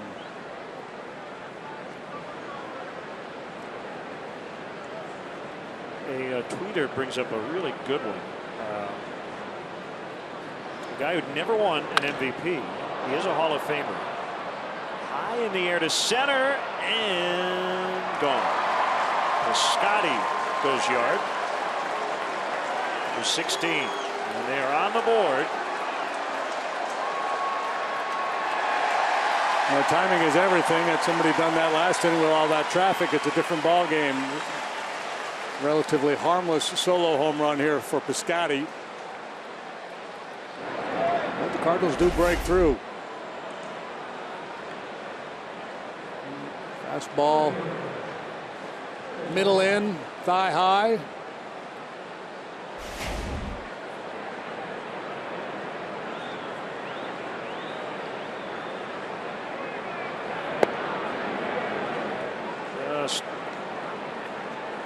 low and out of the zone. I think he called it. Hence the debate. He did? Yeah. Wow. Okay.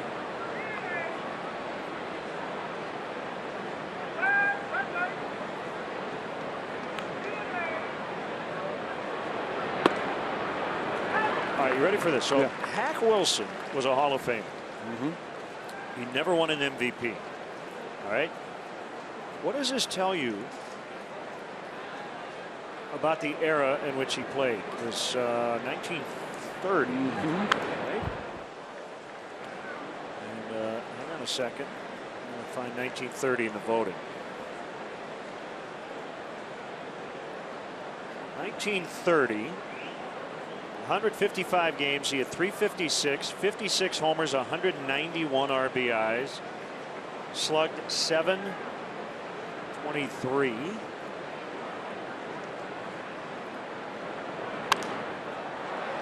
The air and foul. How can you not win?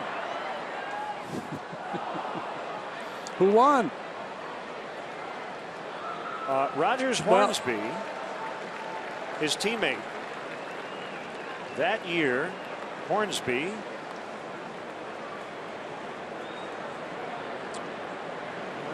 let's see. We have 42 games here. 308 average. What's going on? Oh, that was 1929. Maybe they didn't give it out in 30. Yeah, 1930. It might have been. It might have been because, like I said, 31 was the first year that the modern MVP award. Okay, that makes sense. Yeah, 1930 would have been the year, right? You would win it. All right, so they skipped a year, 29 to 30. 2 down. That's kind of bogus. Can't we go back and award MVPs for those missing years for guys who were at the top of their game? So it was 29, Rogers Hornsby.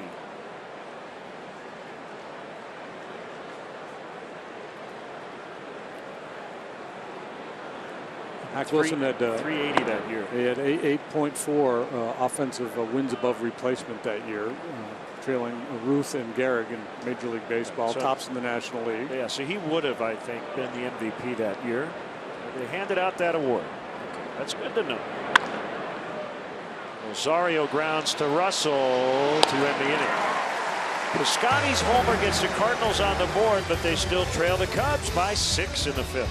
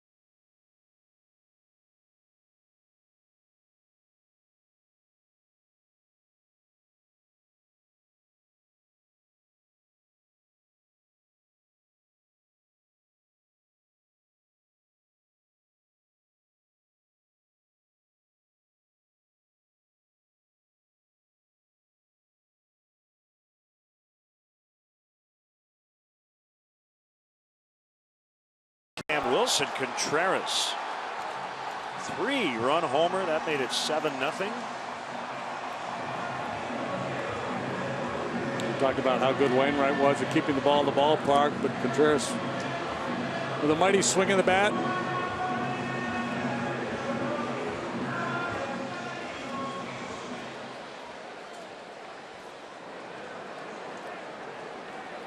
Well, maybe one day Will's son, first name SON, win an MVP as he takes a strike from Broxton.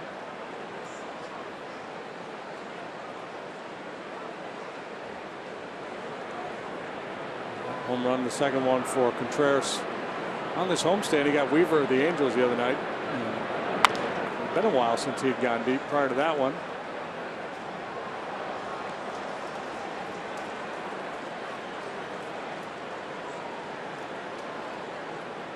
So we will be at Coors Field. Pearl Jam plays here at Wrigley.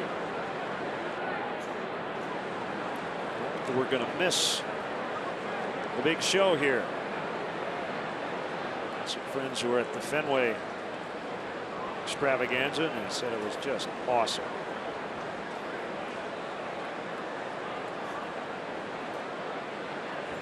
Eddie asked for a ukulele. Brought Kevin Youkilis up on stage. And was Kevin carrying a ukulele? Yeah. Uke with the uke. With the uke. Now back. Gamesmanship going on here between these two.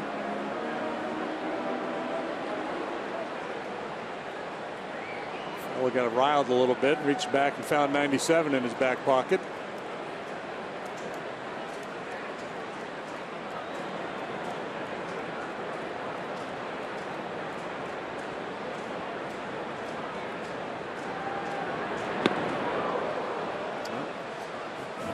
Clearly trying to deliver a message.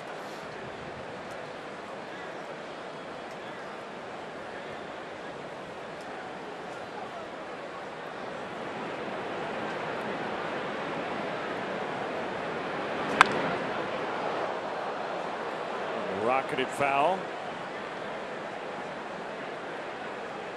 Yeah, I noticed Contreras in spring training. He's got an intimidating aura about him in the batter's box. He does not mind staring down that pitcher. He did it to Jose Fernandez the first time. Two young players matched up in Miami.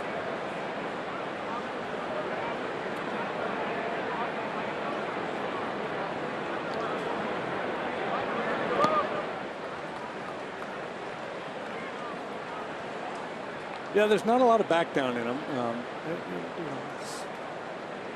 You got to be careful because sometimes people are going to take umbrage and maybe someone sticks one in your ribs that you didn't really deserve.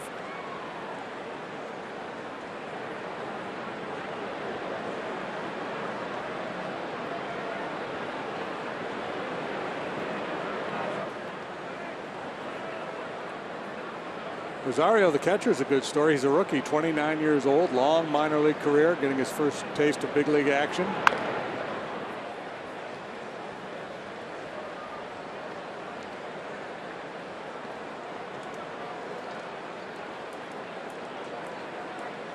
You get a whole lot of work when you're caddying for Molina.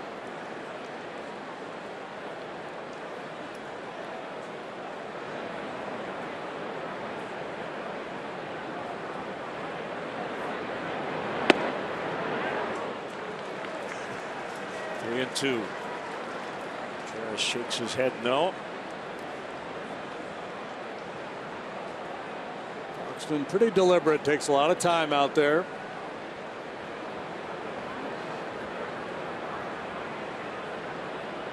So reached 97 in this at bat. Wow, tip, he got him. In Chicago, your first alert in severe weather starts with live Doppler 7 Max. It's the most powerful, most accurate radar you can watch. Watch live Doppler 7 Max on ABC 7 Eyewitness News and the ABC 7 Chicago News app today.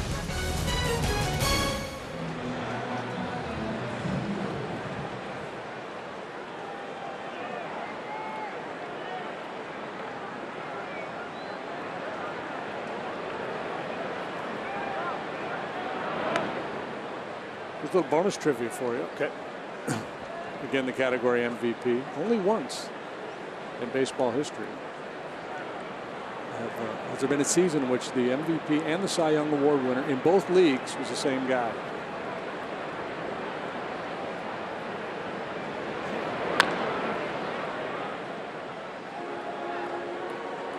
So pitcher winning Cy Young and MVP in each league. Yep.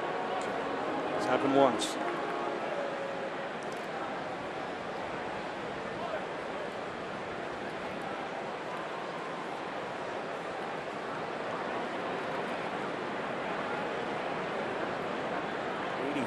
Willie Hernandez won both in the American League. I think Sutton didn't win the MVP, he won the Cy Young. Correct. Ryan Sandberg was the MVP that year. Wally Fingers, 81. No. But Fingers, yeah, Fingers did both, and then Schmidt in Valenzuela in the National League.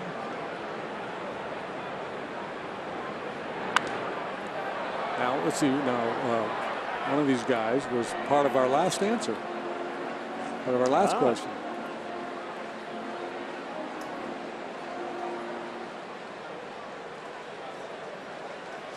And if you don't Gibson? get it, and I tell you, yes, you're going to take your palm and you're going to slap yourself on the forehead. Gibson McLean? Yes, sir. 68. Yep. The year of the pitcher. Yep. Gibson. Shirley or Denny? That would have been Denny. Okay. Gibson was 22-9 with that 1.12 ERA. Denny McLean, the last 30-game winner, 31-6 that year with a 1.96 ERA. That was not the best ERA in the American League. I believe Louis Tiant had a 1.6 something that year, 1.7 something.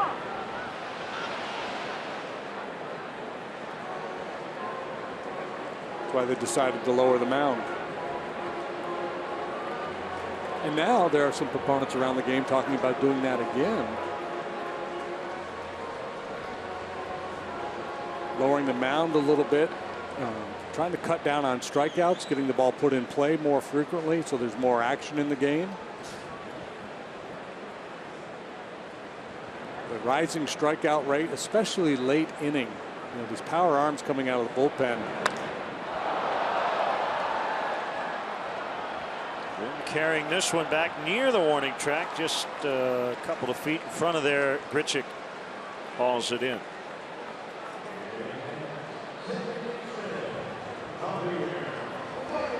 I don't know how much momentum that has, but I think it's worth considering finding a way to put the ball back. You know, the strikeout rate in the last 20, certainly last 30 years has gone way up. And I haven't looked at it late inning situations, but I'm guessing even more so right from the 7th inning on with all these guys coming out of the bullpen throwing 98 miles an hour.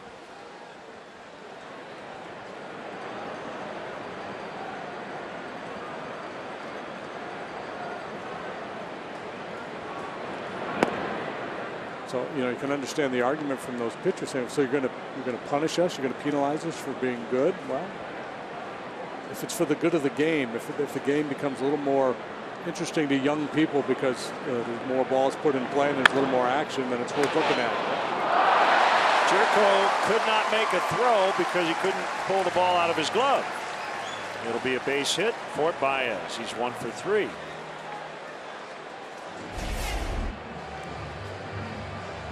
Who was playing all over the diamond this year for the Cardinals, got there in pretty good shape, couldn't secure the baseball. Would have been a really tough play with Baez going down the line. So it's a knock. Well, one thing about this game is nobody will ever agree on everything. As we near September, I do think, and it seems like every year you have a lot of general managers who support the idea somewhat limiting your active game day roster starting on September 1st. I don't like changing the rules. What's supposed to be the most dramatic part of your season to make it not quite as strategic. And it really speaks to your point about late in the game. It allows you to match up even more, creating more downtime. By the way, it is raining, not very hard. few people are taking umbrella-age, since you mentioned umbrage earlier. 2-0 on Arrieta. This game is official as we are in the bottom of the 5th, and the home team has a lead. 2-1. If we think really hard. No rain. Anyway. Yeah, the roster thing and the extra relief pitchers, the parade of relievers in September. I feel like if you keep it at 25 for the game day roster, you can have as many up to 40 as you want September 1st and later. You submit your active roster every day. You can take your starting pitchers who won't be used and put them on your inactive list. So, somebody put a proposal out there of handing in a roster for the entire series, say for the 3-game series. Here's my 25 guys, and that way you have to include a couple starters there, and that would limit the number of options you would have either off the bench or from the bullpen. I've always claimed if I feel like my manager is better than the other team's manager, the smaller roster gives me the advantage. Yeah, plus you're allowed to make mistakes with the big 35-man roster. The game, the quality of the game, it gets too much like spring training.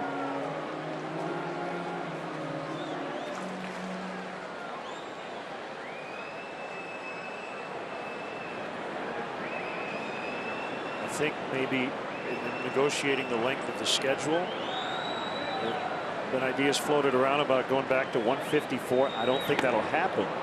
But one thing they may do, maybe expand to 25 to 26 or 27 with a taxi squad during the regular season. We'll see. 7-1 Cubs after 5.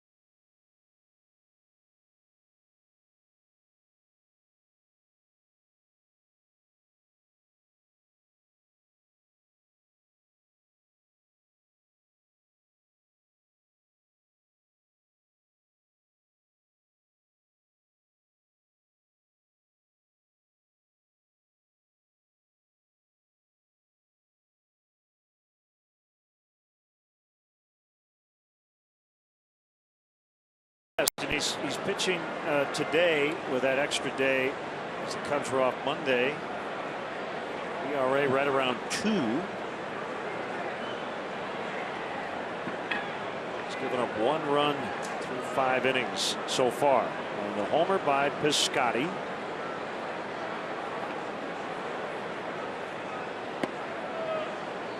Ball 1 on Jed Jerko.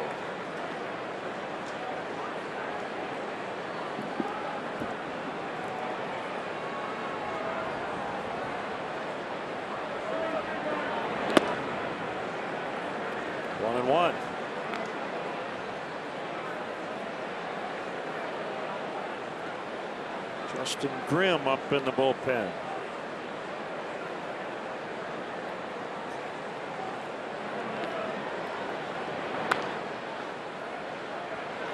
Arrieta off the mound.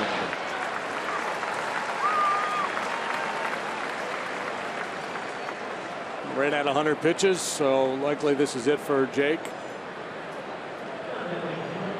Comfortable lead, hot day. He's had to pitch around some traffic, couple errors, couple walks. Former Cub Jerome Williams up in the Cardinal bullpen.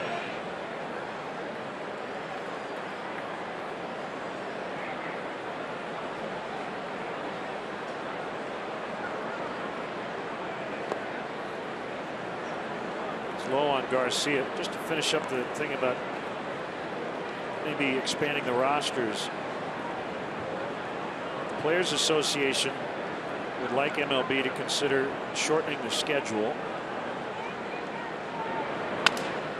because of the financial implications. I don't see that happening. But the compromise might be, well, give us an extra roster spot or two. Go back to that, active roster taxi squad thing.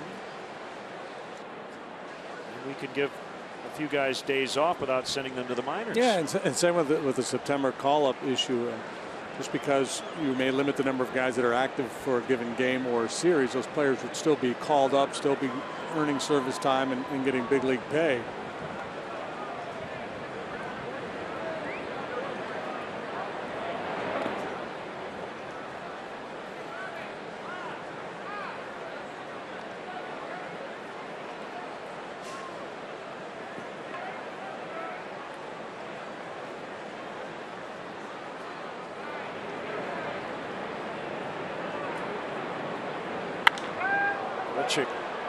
Hammers this one foul. Look out.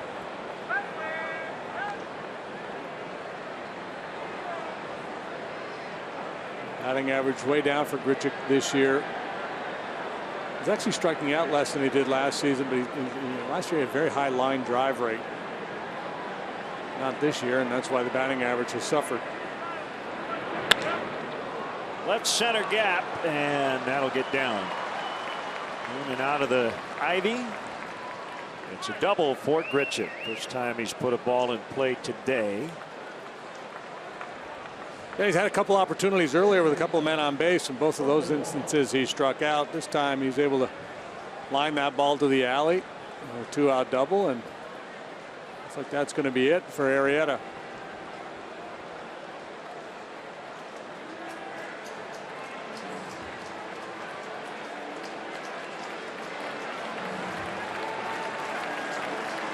So that is it for Arrieta as the fans stand and cheer. This call to the pen is brought to you by Lakeside Bank. It's about time. We'll be back in a moment.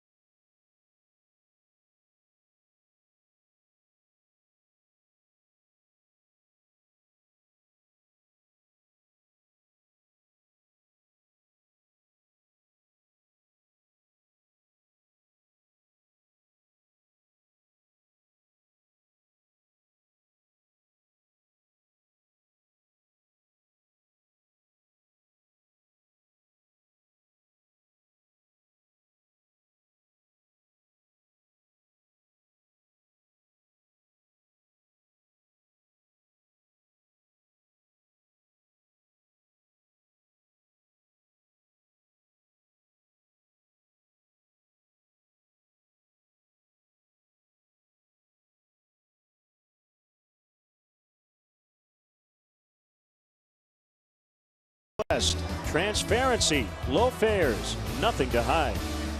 By Mercedes-Benz, the best or nothing. By State Farm. Talk to an agent today at 800 State Farm. By your Chicago and Northwest Indiana Hyundai dealers. Visit buyhyundai.com. And by the Bob LaCourcio Auto Group. You're going to like buying a car this way.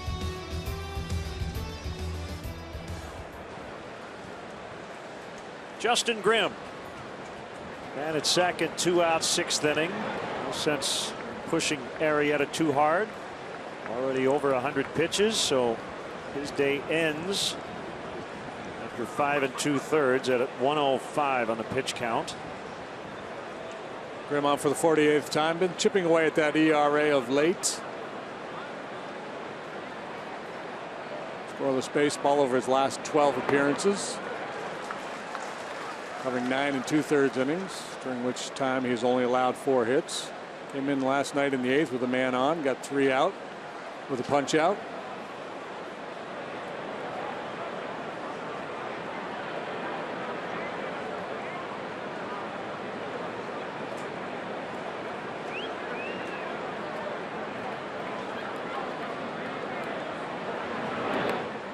Gets away, and that stung Montero as pitch caught a part of his throwing hand.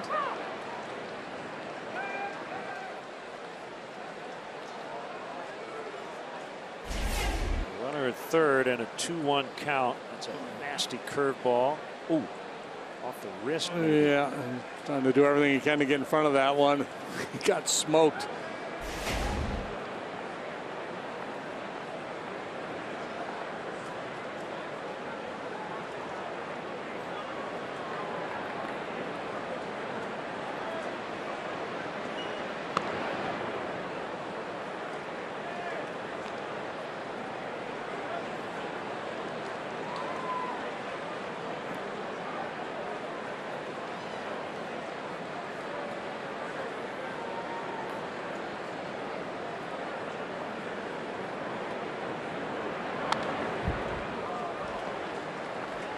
You're going to see pretty much fastball curveball from Grimm. Fastball in the mid-90s.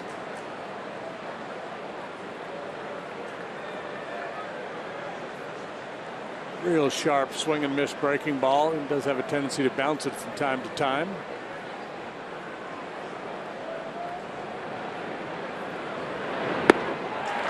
Swing and a miss to end the inning. Long slams his helmet down. Cardinals leave a man at third.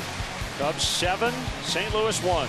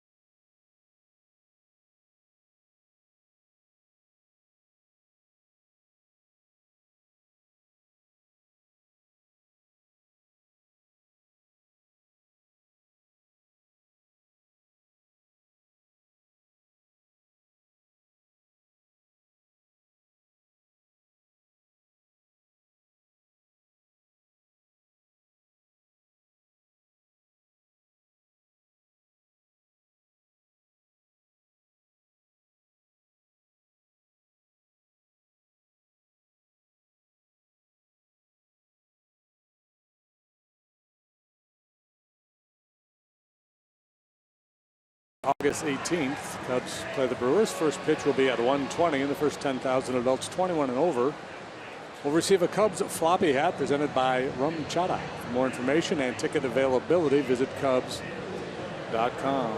A must-have for every discerning wardrobe. The floppy hat. Changes for the Cardinals. Tommy Pham comes in to play to left. Brandon Moss moves from left to first. And this pitching change is brought to you by Lakeside Bank. Lakeside Bank, it's about time. Ex-Cub Jerome Williams deals to Matt Caesar, who fouls for a strike. Jerome, 4 appearances with the big league club this year. 5-3 with a 489 with their AAA club, 9 starts.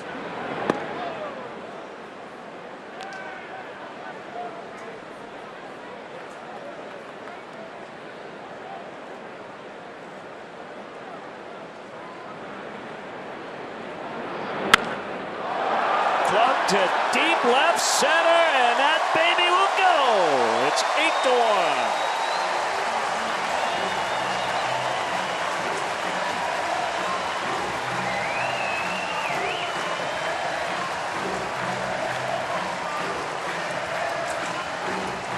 Have a day, Matt Caesar. 3rd time he's been on base. Double hit by pitch, and now a home run. That's number 4. Your Toyota home run replay. And the leadoff man having a big day.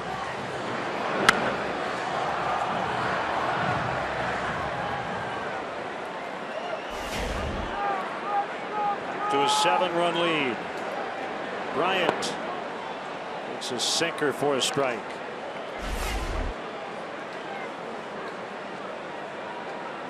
That's a sweet spot.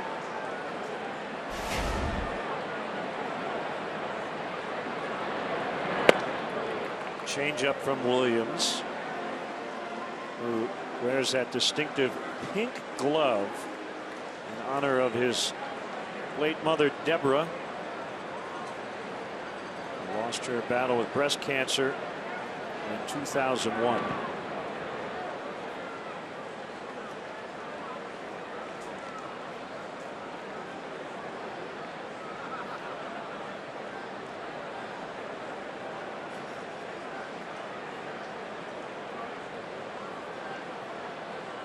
Big guy, 6'3", 260. Been at it for a long time now. 1st round pick of the Giants way back in 1999. From Hawaii. His major league debut when he was just 21. He's now 34. Just struck out Chris Bryant on a changeup. Download the ABC 7 Chicago News app. You'll get breaking news, local headlines, plus live Doppler 7 Max, Chicago's most accurate radar in severe weather. The ABC 7 Chicago News app. Download it today. All are parts of 11 seasons in the major leagues for Williams, and parts of 15 seasons in the minor leagues.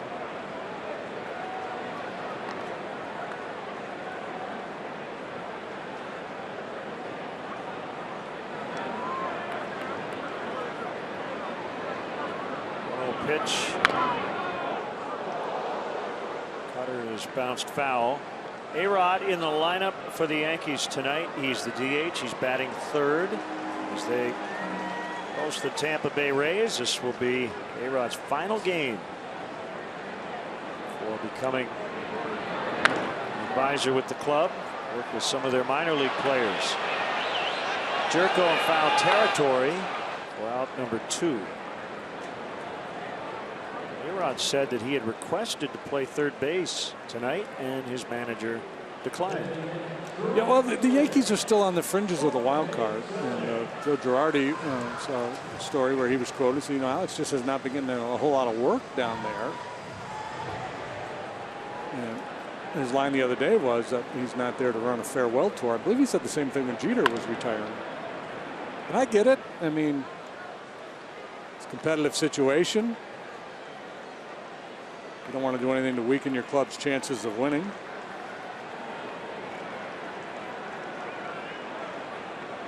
Yankees 3.5 out in the 2nd wild card spot in the American League. Stranger things have happened. Yeah, heck yeah, you'd feel like you had a shot if you were in the middle of September, 3.5 back. It's just the middle of August. Soler muscles out into left center.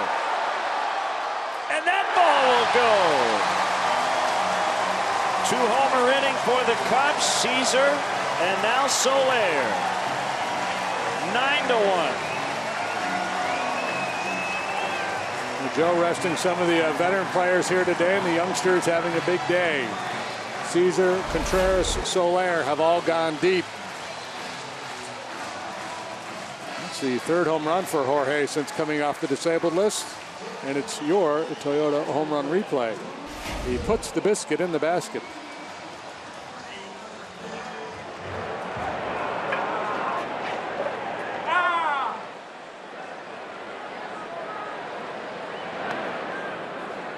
Look, the home run's impressive, but just remembering all the different handshakes and things with all the various teammates.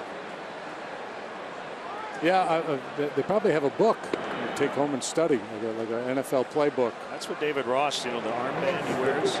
It's about, okay, I do this with Montero, I do this with Rizzo. So-and-so gets the foot tap, so-and-so gets the oddly inappropriate thing.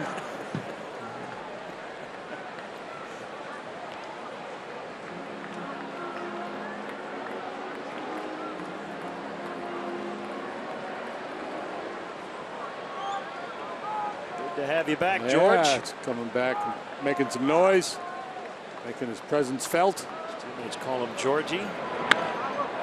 Ooh, look out, folks. That was a rocket. I hope everybody's all right.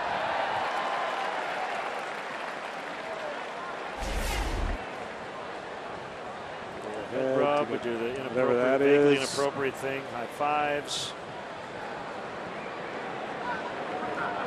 Those are just kind invented of by Dusty Baker. Generic high fives. Wasn't that the story? The Dusty and Glenn Burke, was it? Yep. With the Dodgers? Claimed to have been the first to break out the high five.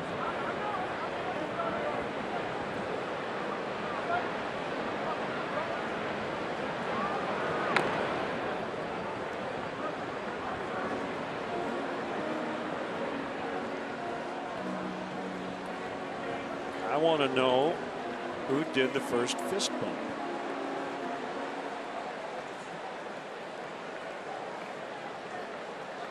I went to college with a guy who claimed that he invented using the term bad to mean good. Like, no, that's really bad.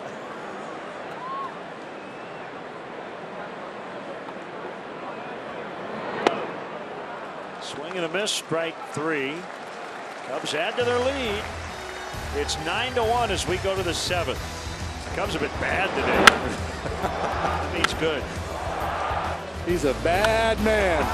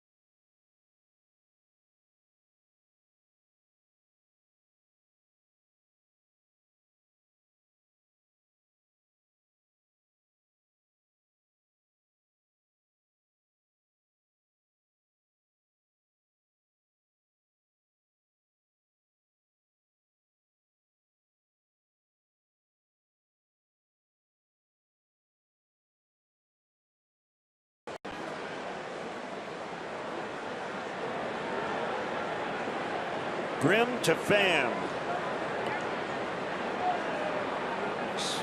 Monosyllabic matchup.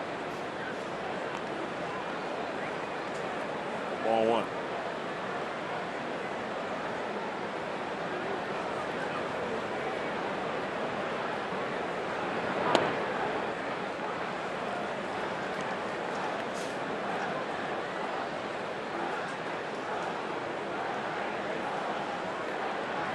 Cubs out hitting the Cards 10-4, outscoring them 9-1.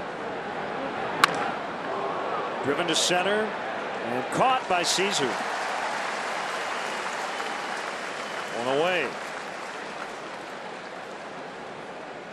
And a look at today's Comcast Business of Baseball.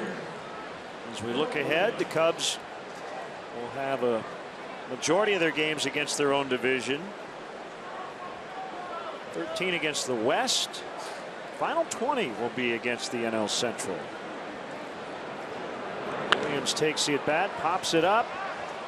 Let's see if Montero and Rizzo have room. It'll be caught by Miguel Montero. 2 outs.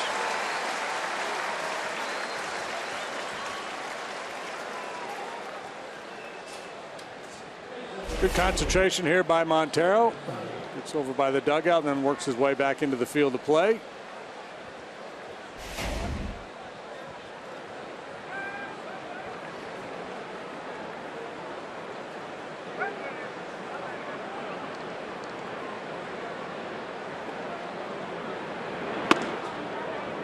Ball one on Piscotty.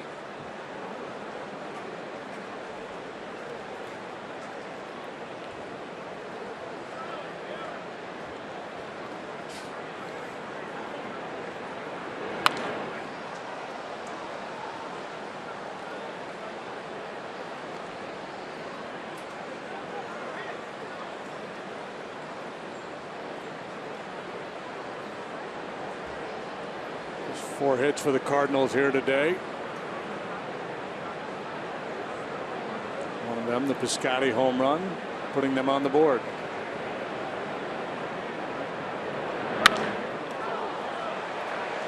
Piscotty lines out, and a quick 1-2-3 for Justin Grimm.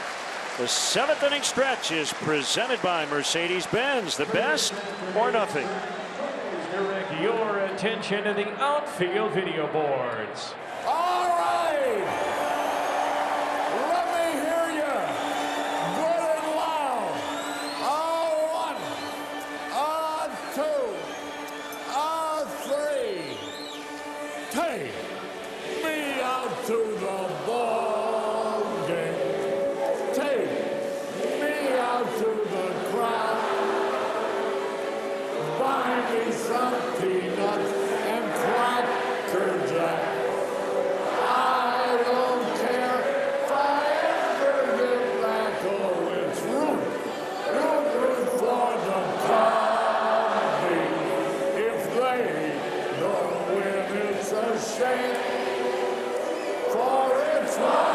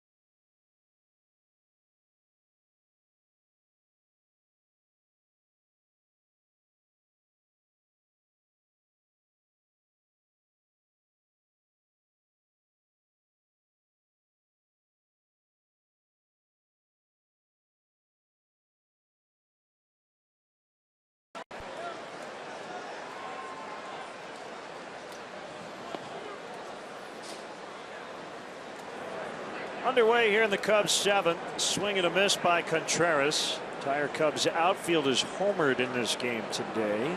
Contreras in the second, 3-run shot. Caesar and Soler solos in the 6th. That's fitting, isn't it? We refer to it as a line change in our keys to the game. A new look outfield, and they've all delivered.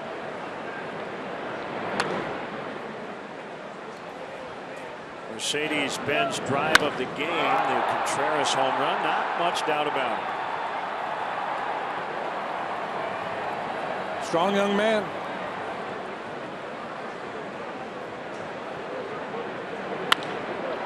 He lines in the left. His second hit.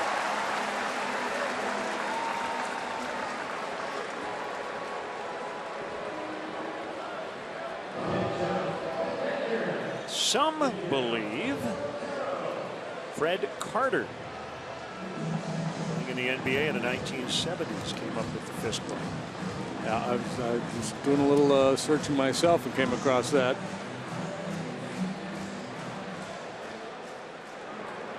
Some reference to some kids in a superhero cartoon back in the day.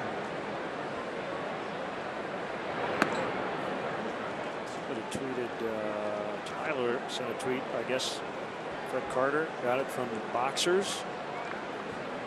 Touching gloves? They do that, yeah, because they can't shake hands.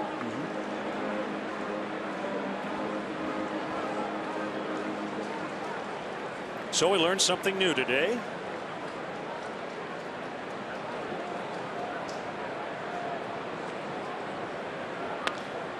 Terrell sends one in the air to Grichuk. I learned about the phrase the elephant's butt.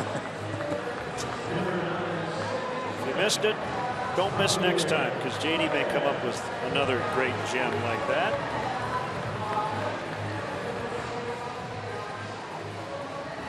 Well, credit to Shane Reynolds. Yeah.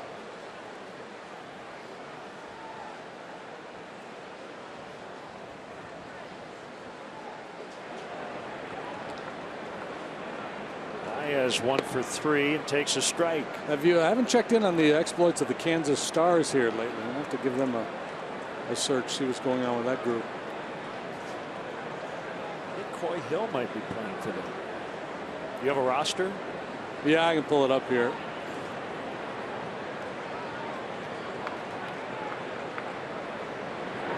Well, if you don't know what we're talking about, every year there's the National Baseball Congress tournament out in Wichita, Kansas, and it's usually college summer league teams, but a group of former major leaguers have gotten together and put a team on the field. Adam LaRoche, Nate Robertson, Roger Clemens, Tim Hudson, Josh Beckett, Brad Penny, Roy Oswalt, Ben Sheets. Wow, I didn't know there was that many. J.D. Drew, Jason Isringhausen, Dan Ugla, Jumpin' Jack Flash, Jack Wilson, Rick Ankiel, Brandon Inge, Adam Everett. My goodness, Coy Hill is on there.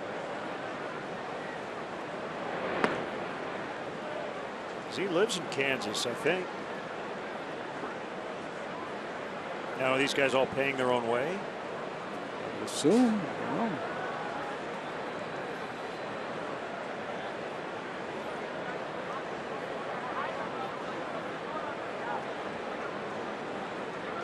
Wooden bats?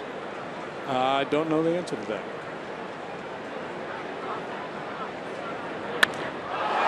Deep to left. Baez goes deep.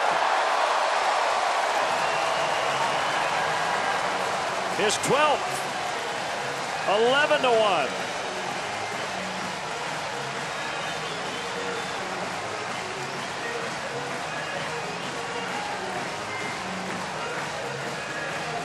And on it goes here for these Cub hitters this afternoon. Taking advantage of the veteran Williams. Just doesn't have much left in the tank. And Baez crushes that ball. Once again, our Toyota home run replay.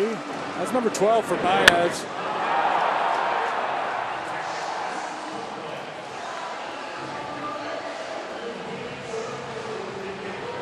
There's one powerful swing of the bat.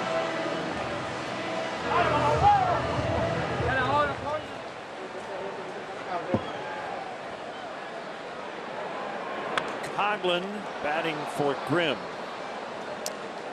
On the road traveling and want to watch your Cubs? Subscribe to MLB.TV Premium for live or on-demand baseball on over 400 devices. Real-time highlights, live look-ins, pitch tracking, and more. Blackout and other restrictions do apply. Visit MLB.TV for details.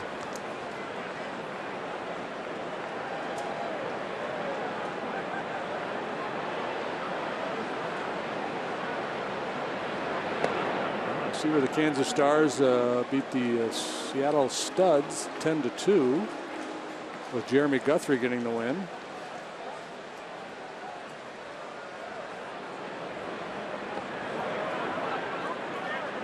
So it was about 25 years ago, right? They had a senior baseball league down in Florida. Right, yeah.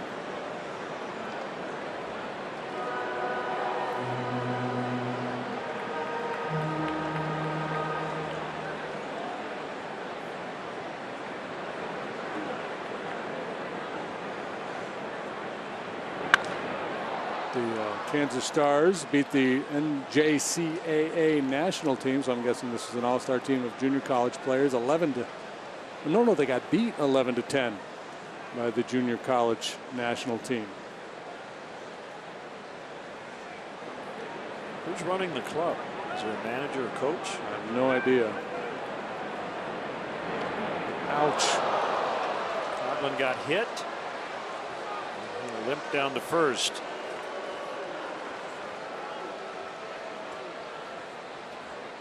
They should recruit A-Rod. Get him out there before the end of the week. Back knee for Coughlin.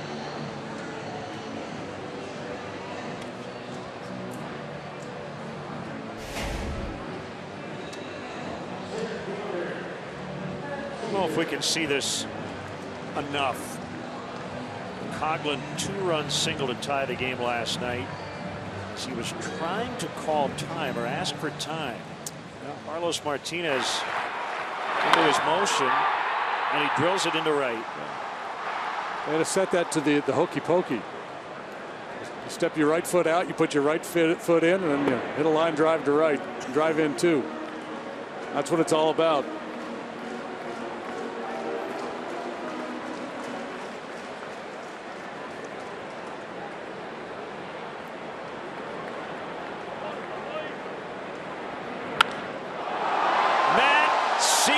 Deep left. Gone. He's homered in back-to-back innings.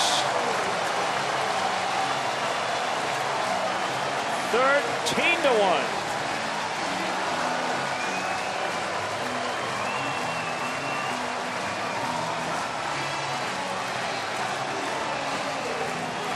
Now they're playing a game of anything you can do, I can do better here today.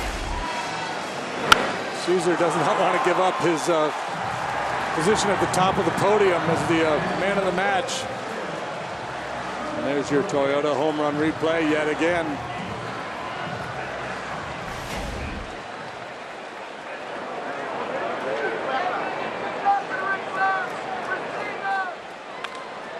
Base hit, Bryant.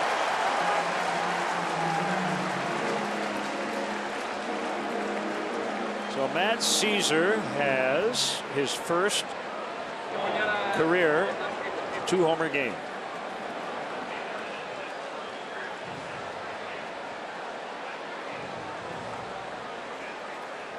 Well, it's only the 7th inning. There's nobody up in the Cardinal bullpen. This may be position player day.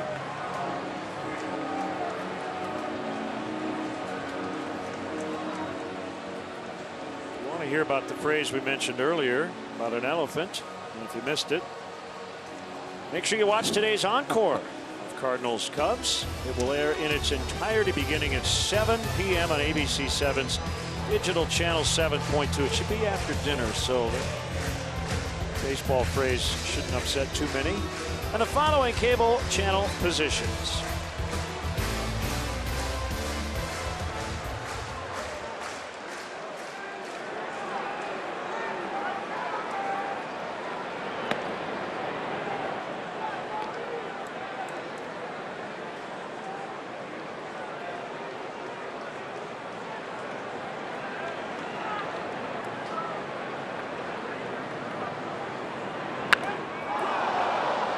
Rizzo hits one into the upper deck.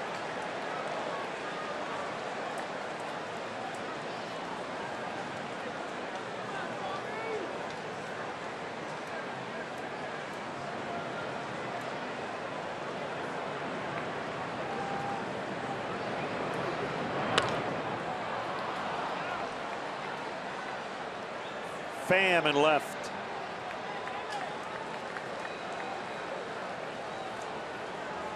Two outs. Cubs have homered 4 times off Jerome Williams these last 2 innings. They've hit 5 home runs in the game, and Rizzo and Bryant, neither one of those guys have gone deep. Been a while since they put this kind of a beat down, at least in terms of the home run department, on the Cardinals.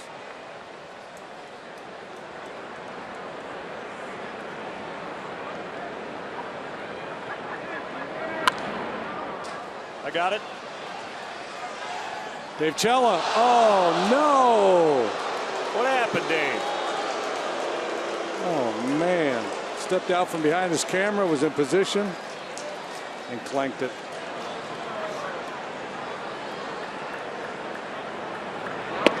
We saved a fedora for Dave. Not anymore. Not anymore, Dave.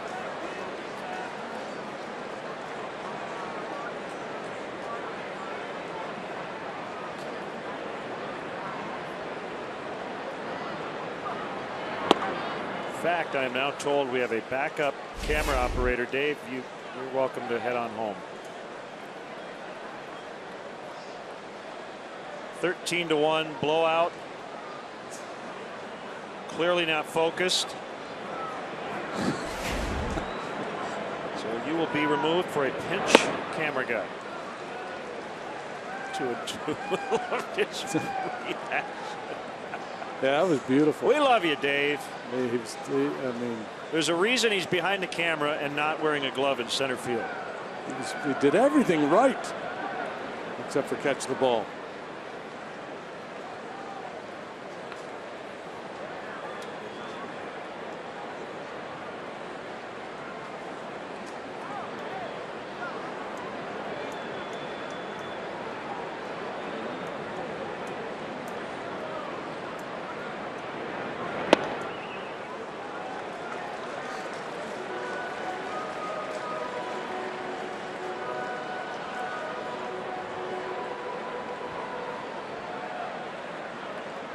And the irony of that play right there is it's Dave's camera that we're getting all these great majestic shots of the home run balls.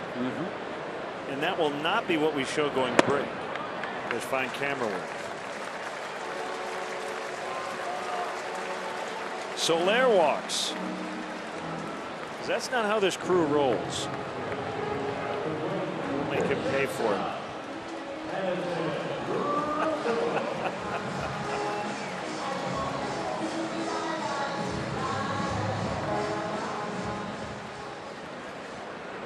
Ninth batter of the inning. And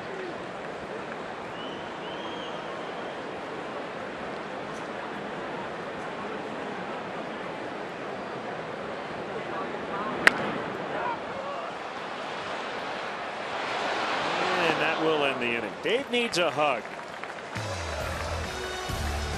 Oh, so close. Dave needs a butterfly net or a buffalo net.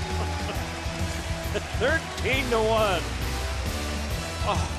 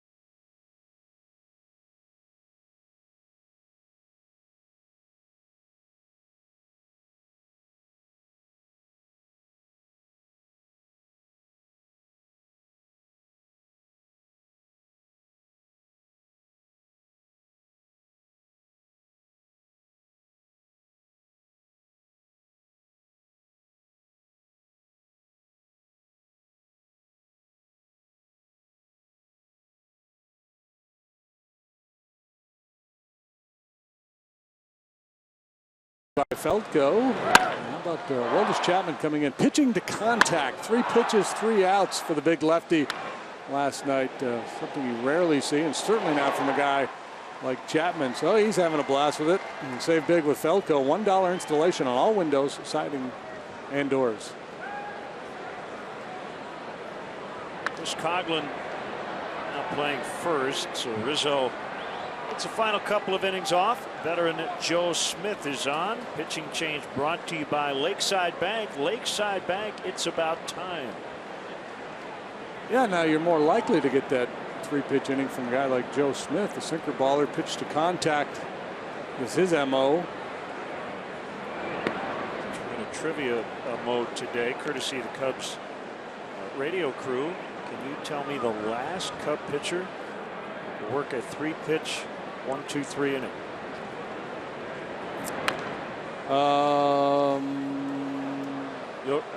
I don't think you'll get it. I think you were here to witness it. I was? Yep. We don't have the exact date. Steve Traxel. No. Edwin Jackson.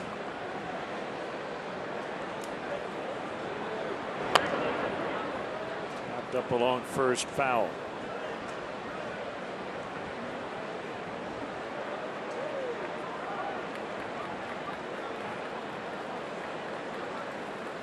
Well, it's so rare because usually if it's 2 outs on 2 pitches, the next guy's taking all the way. Chris Bosio said that used to be a kangaroo court reward. We hear about fines. The 3-pitch inning would be like worth $100. Kangaroo court. Yeah, and the third hitter on the other side will probably get fined in his kangaroo court. Let's go to Joe Madden on the 3-pitch inning. See, when you're in the minor leagues, you actually give a pitcher a steak dinner for a 4-pitch inning, because normally if the first 2 are outs, the hitter automatically takes a pitch. So you try to, within 4 pitches get 3 outs and you get a steak dinner. He got it in 3, so I got to make it like a really good steak dinner. And Aroldis, I guess, thought he was coming back out for his 2nd inning of work, but Joe said, no, I want you to be available tomorrow. And he will probably not be needed today. His team up a dozen. 1-1 on Rosario. Yeah, it became apparent fairly early on that it would be an off day for those high leverage late inning guys.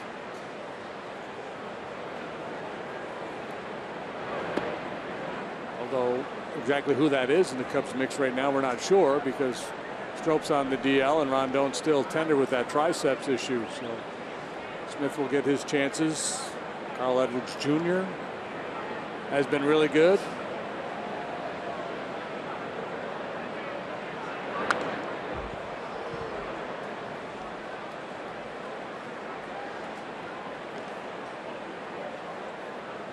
Rosario, after all those years in the minor leagues, finally getting to the big leagues, hitting .217. He has not homered yet. He hasn't had that many plate appearances. 23 at bats. A pretty vicious swing there at that one. Right center, and Caesar got a good jump, makes the running catch. He's trying to be the man of the match. He is. He's hitting home runs. He's running all over the outfield, making plays.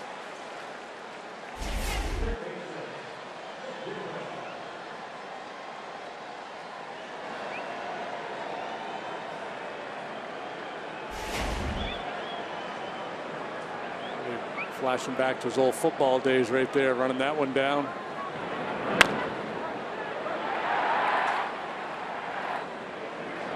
Player of the game. He's done it all.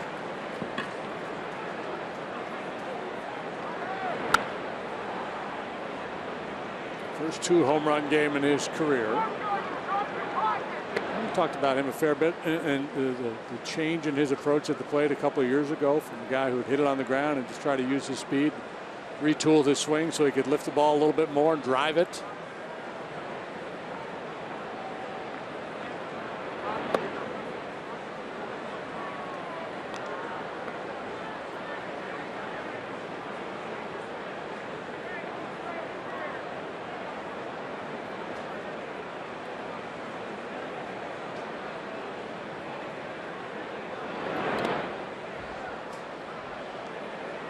Tomorrow, Kyle Hendricks will pitch for the Cubs. Take the mound with an 11-5 record, a 2.17 ERA, and he'll be opposed by Luke Weaver, who will be making his major league debut.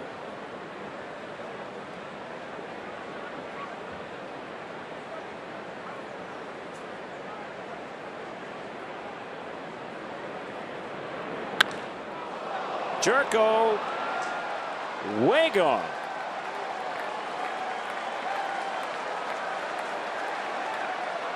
(13-2).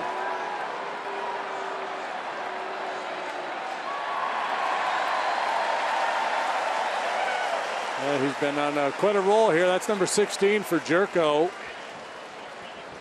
He had a whole bunch of them over the last couple of weeks. Mid-July anyway.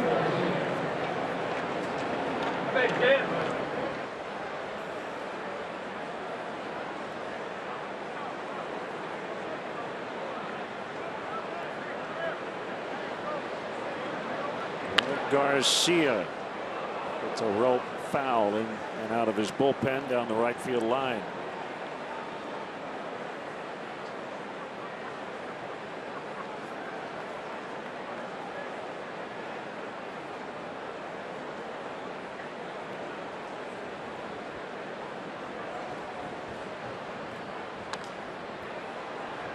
Popped him up on the infield. It's Addison Russell.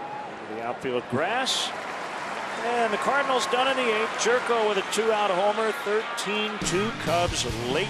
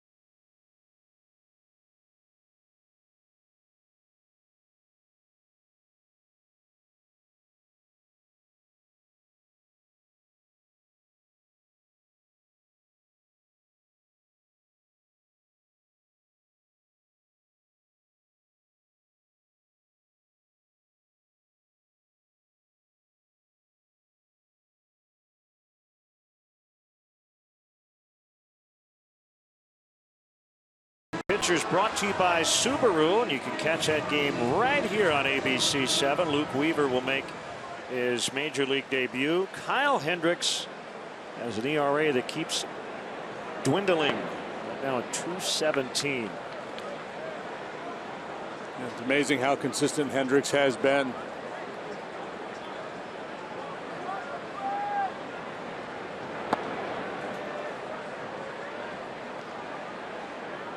Jerome back out there.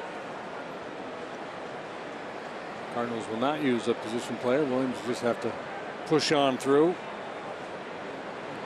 They've got him for 6 runs in 2 innings so far. Ground ball toward right, but it'll be cut off by Colton Wong.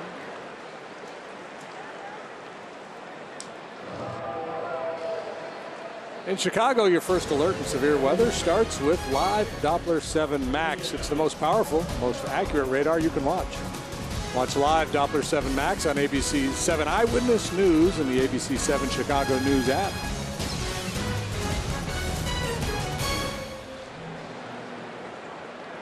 Montero 0 for 3 with a walk.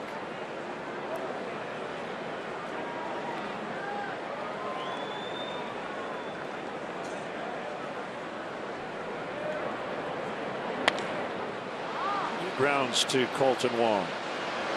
2 outs. 2 good bits from the annals of baseball history. 1912, 3-man attack Ty Cobb on his way to the Detroit rail station. Cobb sustains a cut on his shoulder but catches one of his attackers and pistol whips him. Cobb then travels to Syracuse and gets 2 hits in an exhibition game. Okay. Was it Cobb's pistol? I'm assuming it was by the end, I'm sure. And then this dandy from 1922, the Wichita Spudders, Spudders of the Texas League, have won 24 consecutive games, but they're in it against a tough opponent, the Dallas Spitballer Snipe Conley. And that's back when the spitball had been grandfathered in. It was still legal for guys who had thrown it earlier in their careers. Halfway through the game, Conley complains of a burning sensation on his lips and mouth. And the Spudders eventually win the game 4-3. But when the ball is examined later, it is revealed that creosote has been rubbed into the seams. So they doctored the ball so that the spitballer would light up his lips. Yeah. Oh my. That's old time. That is good stuff there. Whatever it takes. Williams, 3 innings of work, gave up 4 homers. We go to the 9th. All Cubs today.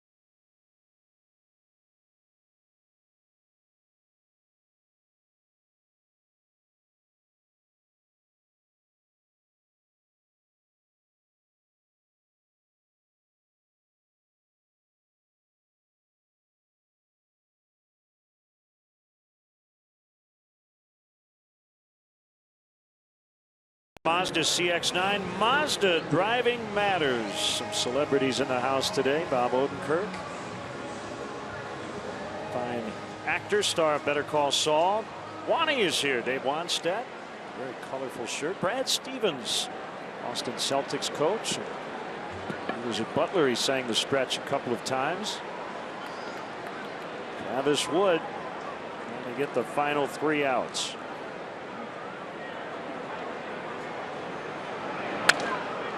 Randall Grichuk. Pop fly that will be handled by Contreras in left. 1 out.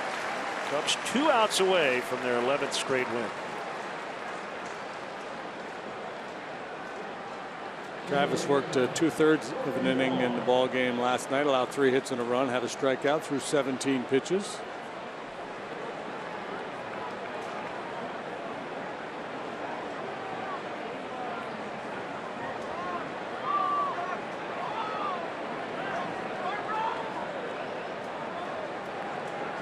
Wood to Wong. called strike.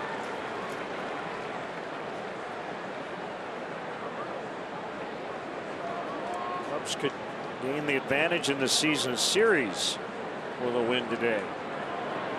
6-5 against St. Louis.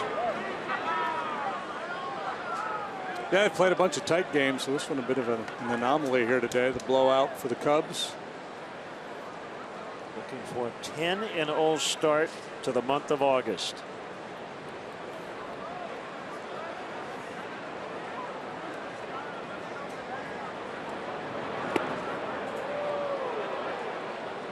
Still have a ways to go to catch the 1885 members of the Chicago National League franchise. In June of that year, they began that month 18-0. Which club was that? That was the 1885. Probably they were the White Stockings at that time. Find out. Yep. They tied in the, and I put in air quotes, World Series with the St. Louis Browns, 3-1. For the modern day World Series began in 1903. Cap Anson was the manager for the 87-25 White Stockings.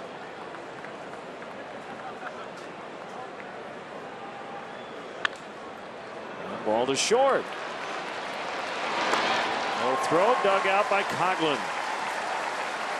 This copyrighted telecast is presented by authority of the Chicago Cubs and may not be reproduced or retransmitted in any form. And the accounts and descriptions of this game may not be disseminated without the express written consent of the Chicago Cubs.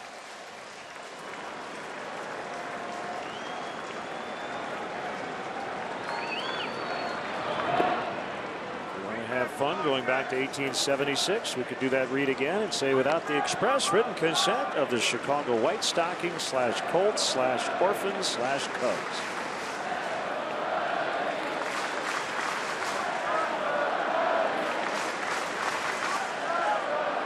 You probably use the same ball for that whole season. Yeah. Pham into the left field corner, foul, just foul. PHOU, foul for Tommy Pham.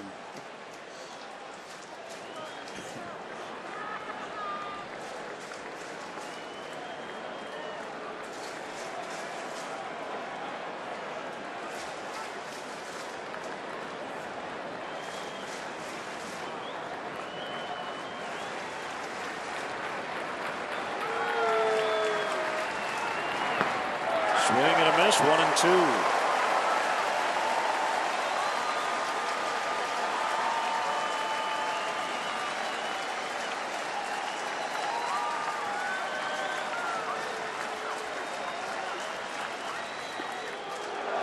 Quick inning here for Travis. Maybe keeps him in play for tomorrow. He worked in the ball game yesterday, as I mentioned, through 17 pitches.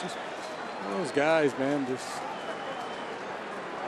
keep calling his number, and he runs out there and doesn't ever seem to lose his stuff.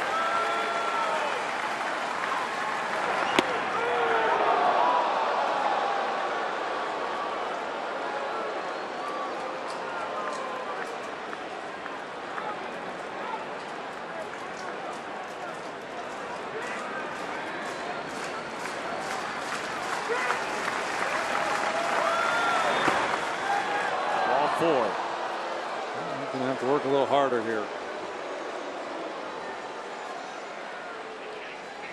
Travis probably looks forward to those days when he's told he's not going to be available out of the pen. So, all right, well, I'll put my spikes on anyway, and I'll be ready to hit for you.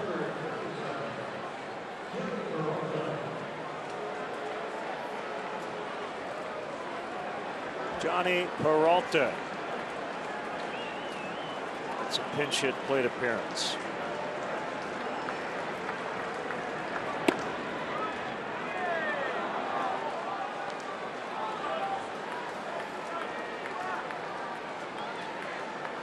Managers would be reluctant to pinch hit a guy like Peralta, a veteran guy who plays a lot in this spot for fear of an injury, down 11. Pops into shallow center, and it'll get down.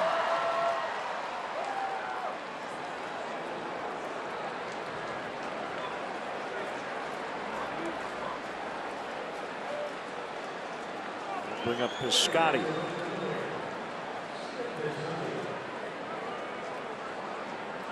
Now, is this the kind of at bat for Peralta where Matheny would ask him? He might have, every yeah. day, say, hey, Johnny, can you give me one today? Are you good? Because they're out of bullets, right? They got nobody. They could have used Mike Leake, I guess. Yeah. But not want to use a starting pitcher in this spot either. With the luck the Cardinals have had with hit by pitches. A couple of broken thumbs here recently. Make you gun shy if you're Mike Matheny. The third, Bryant to Baez, who's on the bag. Cubs win. Cubs win. That's 11 in a row. Well, not a whole lot of drama here this afternoon. We're caught up in the pitching match at the start of the day with Arrieta against Wainwright and how good Wainwright had been in his career in this ballpark. But not today. The Cubs all over the veteran right-hander. Chased him after just 2 innings and 7 runs, and that pretty much is all she wrote. 13 runs for the Cubs, 13 wins for Jake Arrieta. They've taken the first 2 in this series. 13-2 the final.